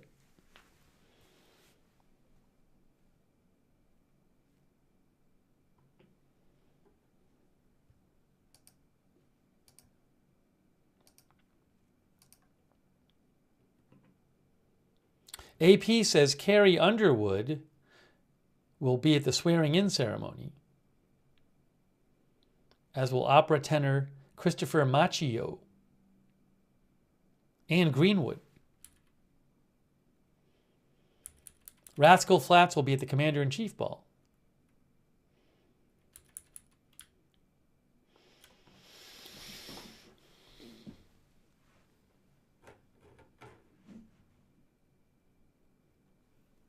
Okay, sorry, I didn't know we just got this news while...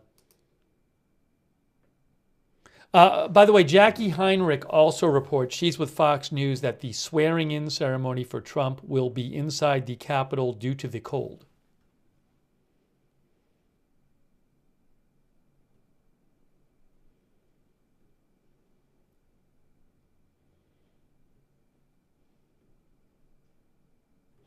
It is a good question. So for people who had planned on going and being there, like people might have booked travel and planned and said, I'm going to go to D.C. so I can, watch the inauguration, which they thought was going to be outside. So is there going to be a place for them to go? Will they put a monitor up outside somewhere so people can watch it?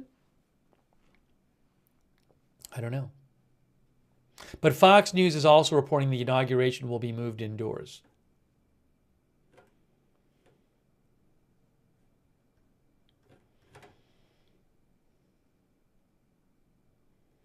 Suplex City says, cold, then why is he getting Greenland?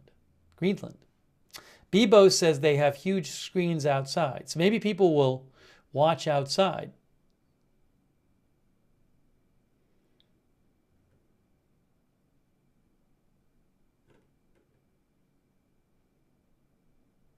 RD44 thinks it's due to security concerns. I haven't heard that reported at all. I mean, it is supposed to be quite cold.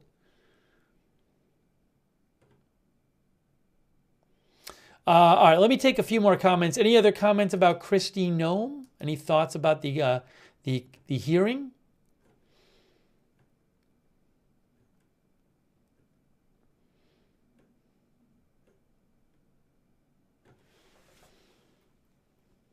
I don't know when the vote on her will be. I don't know when the vote on anyone will be. Oh, I had something else I wanted to mention to you. AP says, Kristi Noem, Trump's Homeland Security faces pointed scrutiny on immigration from senators. She certainly emphasized wanting to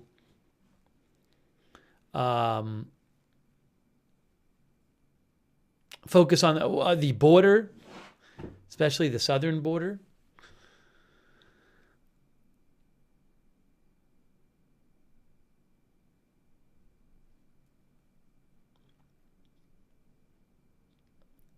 So far, she appears to have strong backing from GOP senators who will be crucial to her nomination, says AP.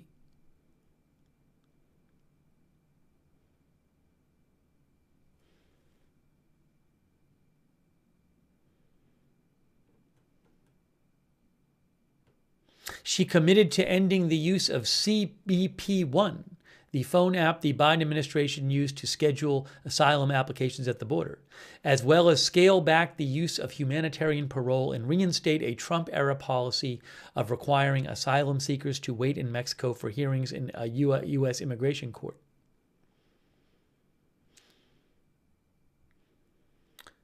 She said, the southern border is not secure today. When Trump enters the White House, he will secure our border.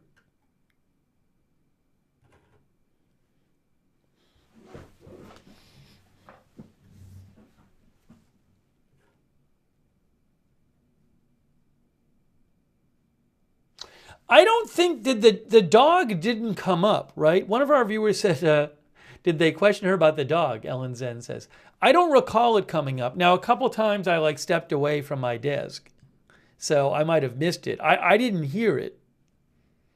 Correct me if I'm wrong. I didn't hear it myself.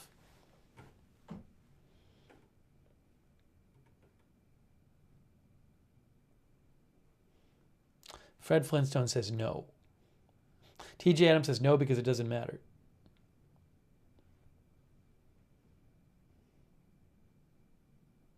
Giovanna says, I didn't hear it either. Jesse's Girl says no.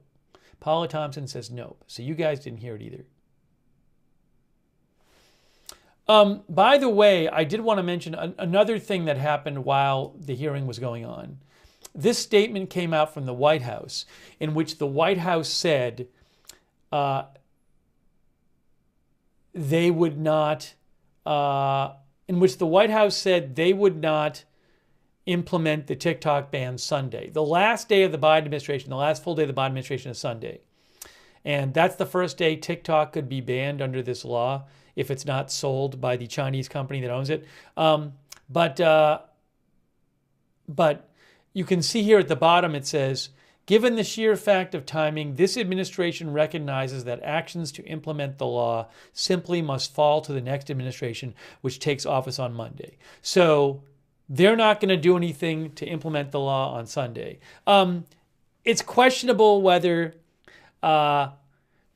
personally, I think I'm seeing a lot of reporting, and from what I'm seeing, I would be surprised if it gets banned. That's my thought. And there's reporting out there that says that a lot of politicians are trying to find a way to keep it around for longer. Axios today, for example, said that U.S. politicians from both parties are scrambling to save TikTok's availability, despite having previously supported a ban. And Trump put out a statement on Truth Social today. Our viewer Los Cuatro Jinetes says, like everything else, they are punting. I don't know that the politicians, generally speaking, want to be seen as owning this this ban. Here, let me show you what. Trump announced. Here, we have a Trump announcement on the inauguration. All right. First of all, Trump said on Truth Social, the Supreme Court decision was expected and everyone must respect it. My decision on TikTok will be made in the not too distant future, but I must have time to review the situation. Stay tuned. Now, he says it's his decision, but the law is pretty specific about what happens. I believe he can order a 90-day pause, but certain conditions have to be met, like there has to be certain progress made towards selling it. And I don't know that that's happened. Anyway, that's what Trump said. There's reporting that suggests he might try to do an executive order to give them more time, which could be maybe challenged in court. But what I think we're going to do is, what we might do is later today, we might do just a separate stream. I don't want to get into it all now, but we might do a separate stream on it later today on TikTok or tonight. I'm not going to get all into that now.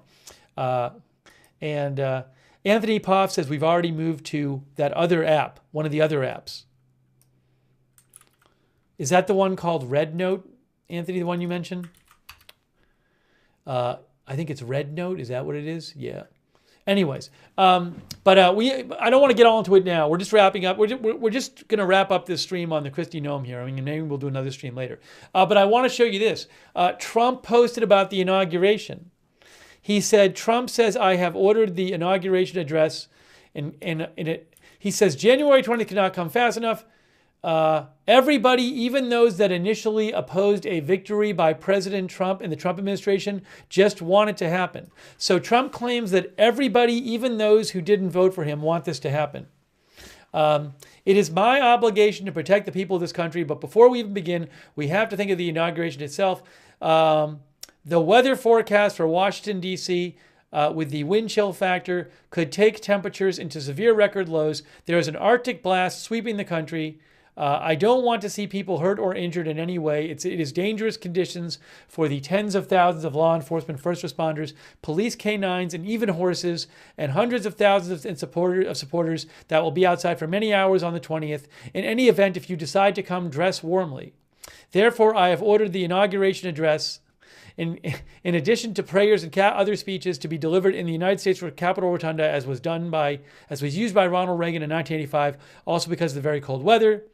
The various dignitaries and guests will be brought into the Capitol. This will be a very beautiful experience for all, and especially for the large TV audience. We will open the Capital One Arena on Monday for a live viewing of this historic event. So you can go to the Capital One Arena, I think it holds around 20,000 people, to watch the event. And to host the presidential parade, I will join the crowd at Capital One after my swearing in. All other events will remain the same, including the victory rally at Capital One Arena on Sunday at 3 p.m. Doors open at 1 p.m. Please arrive early. And all 3 inaugural balls on Monday evening. Everyone will be safe. Everyone will be happy, and we will together make America great again. And he has the National Weather Service post about cold wind chill expected up there as well. So there you go. That is Trump's post on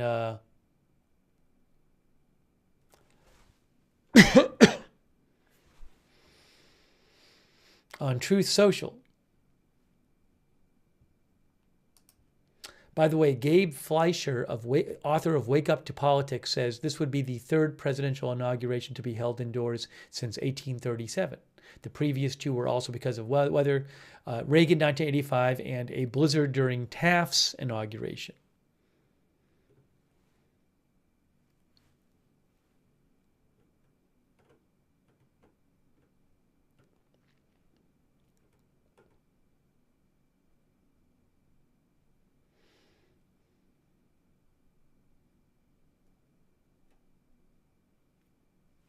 I kind of want to post this. I might have to divide it into 2 pictures, though.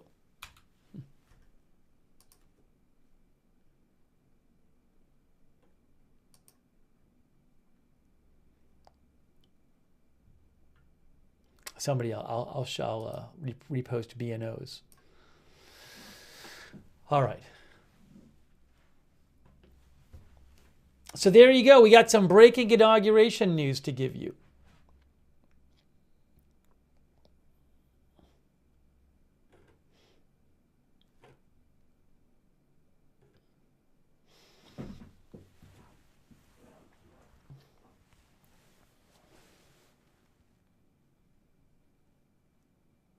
Billy Joe says, inauguration and 3 balls. When will he have time to end the Ukraine-Russia war and all the other day one things? I'm guessing there will be day one things that happen.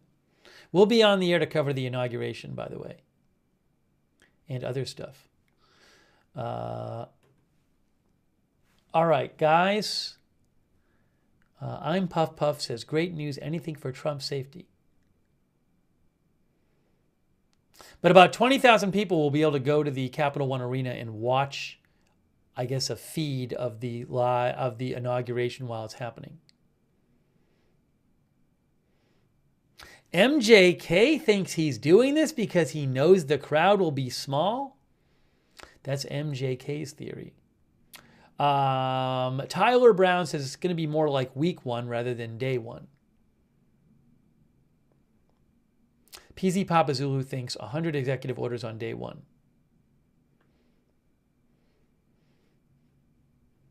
Okay. So here's what we're going to do. So it's very possible. I'm not 100% sure, but I would like to maybe tonight do a stream on the TikTok thing, but I want to make it its own thing. All right. So, and I am planning on covering the rally on Sunday and then the Trump rally on Sunday and also the inauguration on Monday. So more streams coming. Teresa says the crowd is not going to be small, LOL. I really appreciate you guys joining us for our live coverage of the Kristi Noem hearing and some of the other little some of the other politics news that we just talked about and the TikTok news. So thank you for joining us. If there's big news later today, I'll get on the cover it, and maybe tonight we'll do a TikTok stream. I'd like to do one. So anyways, subscribe and follow Agenda Free TV. We cover all kinds of live breaking news without agenda, Agenda Free TV. And turn on the notifications, because I can't tell you when big news is going to happen and I jump on the air. We have a notification system. It's free. It works awesome. So you get notified every time we go live. Sign up. The link, the mods will post the link in the chat. You can find the link in the description of this video on Facebook and YouTube. Sign up for those free notifications. And I will post updates about all kinds of news stories on my X account, which is, while I'm not on the air, at Lookner on X. You can follow me there for breaking news updates. At Lookner on X. I'll throw a link in the chat. Also, huge thanks to our moderators. We had people chatting throughout the stream, as usual, and we had people chatting about the hearing, and which is great. But and people with different opinions. But the only reason we can have those chats is because of our mods. So give them a shout out. They are awesome. Over there on YouTube, Roberts Mayqueen, Ruth Krafasi, all of our YouTube moderators who've been there today. We had a bunch of other ones too. Thank you, Linda Belk and Larry on X, on Twitch, Big Ball of Yarn, Surly Dev, and our other mods over there. Kay Lowry Body, Paul Anderson, Margaret Riley, all of our other mods. Thanks for being there. Thanks to everybody who donated too. That was super nice of you guys. I think I thanked everybody. But thanks for your support for the channel. Oh, Questella. Thanks for the bits to Questella over there on Twitch. If you ever want to donate, you can go to agendafree.tv, agendafree.tv. But your support is what allows this channel to exist. So thank you so much. Really kind of you. I very much appreciate it.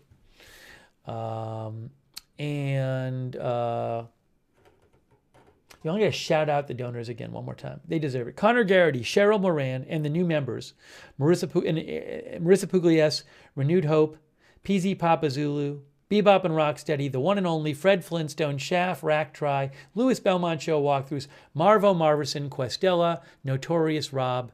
Thank you. Let's see here. Also, we have a chat. You can chat with other viewers when we're not live. It's done through Discord. It's free. A lot of our viewers like to do it. Check it out. It's the same link as the notifications link, the free notifications. Check out the Discord chat. And thanks so much to our moderators. Thanks to our moderators, but thanks to our Discord moderators who are over there on Discord and help out on Discord. I appreciate it. Hey, follow Agenda Free TV on X if you want updates about the channel. I always give a heads up when we're going live. I will post schedule changes and some channel information there. Agenda Free TV on X. Roger Shoemaker says the Discord chats are really informative. I'm glad you like them. Oh yeah, a bunch of our viewers really like being over there and hanging out with each other and chatting. Hey, a reminder for those of you who watch us on YouTube, I would suggest turning on the YouTube notifications.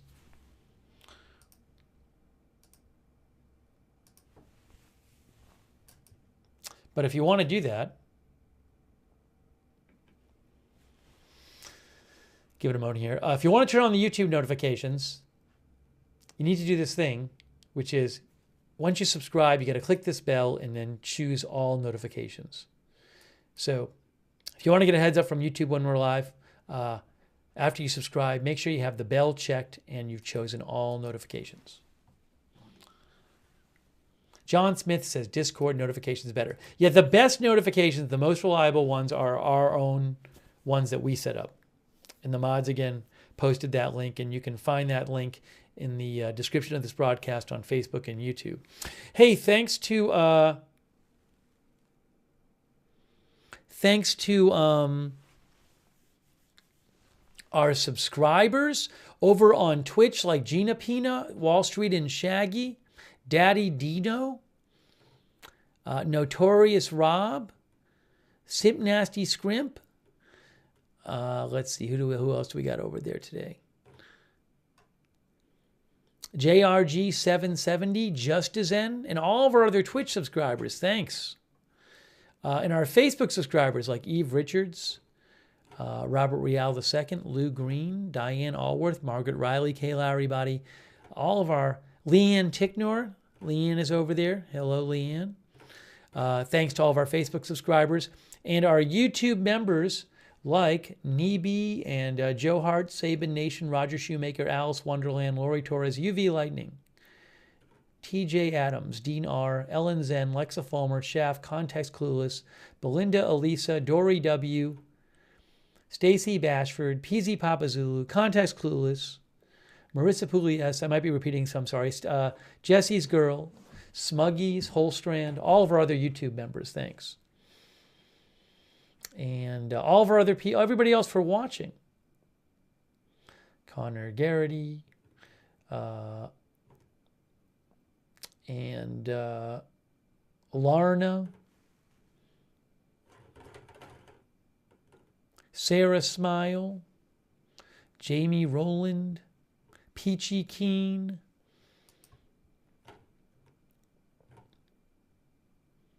Controller Zen,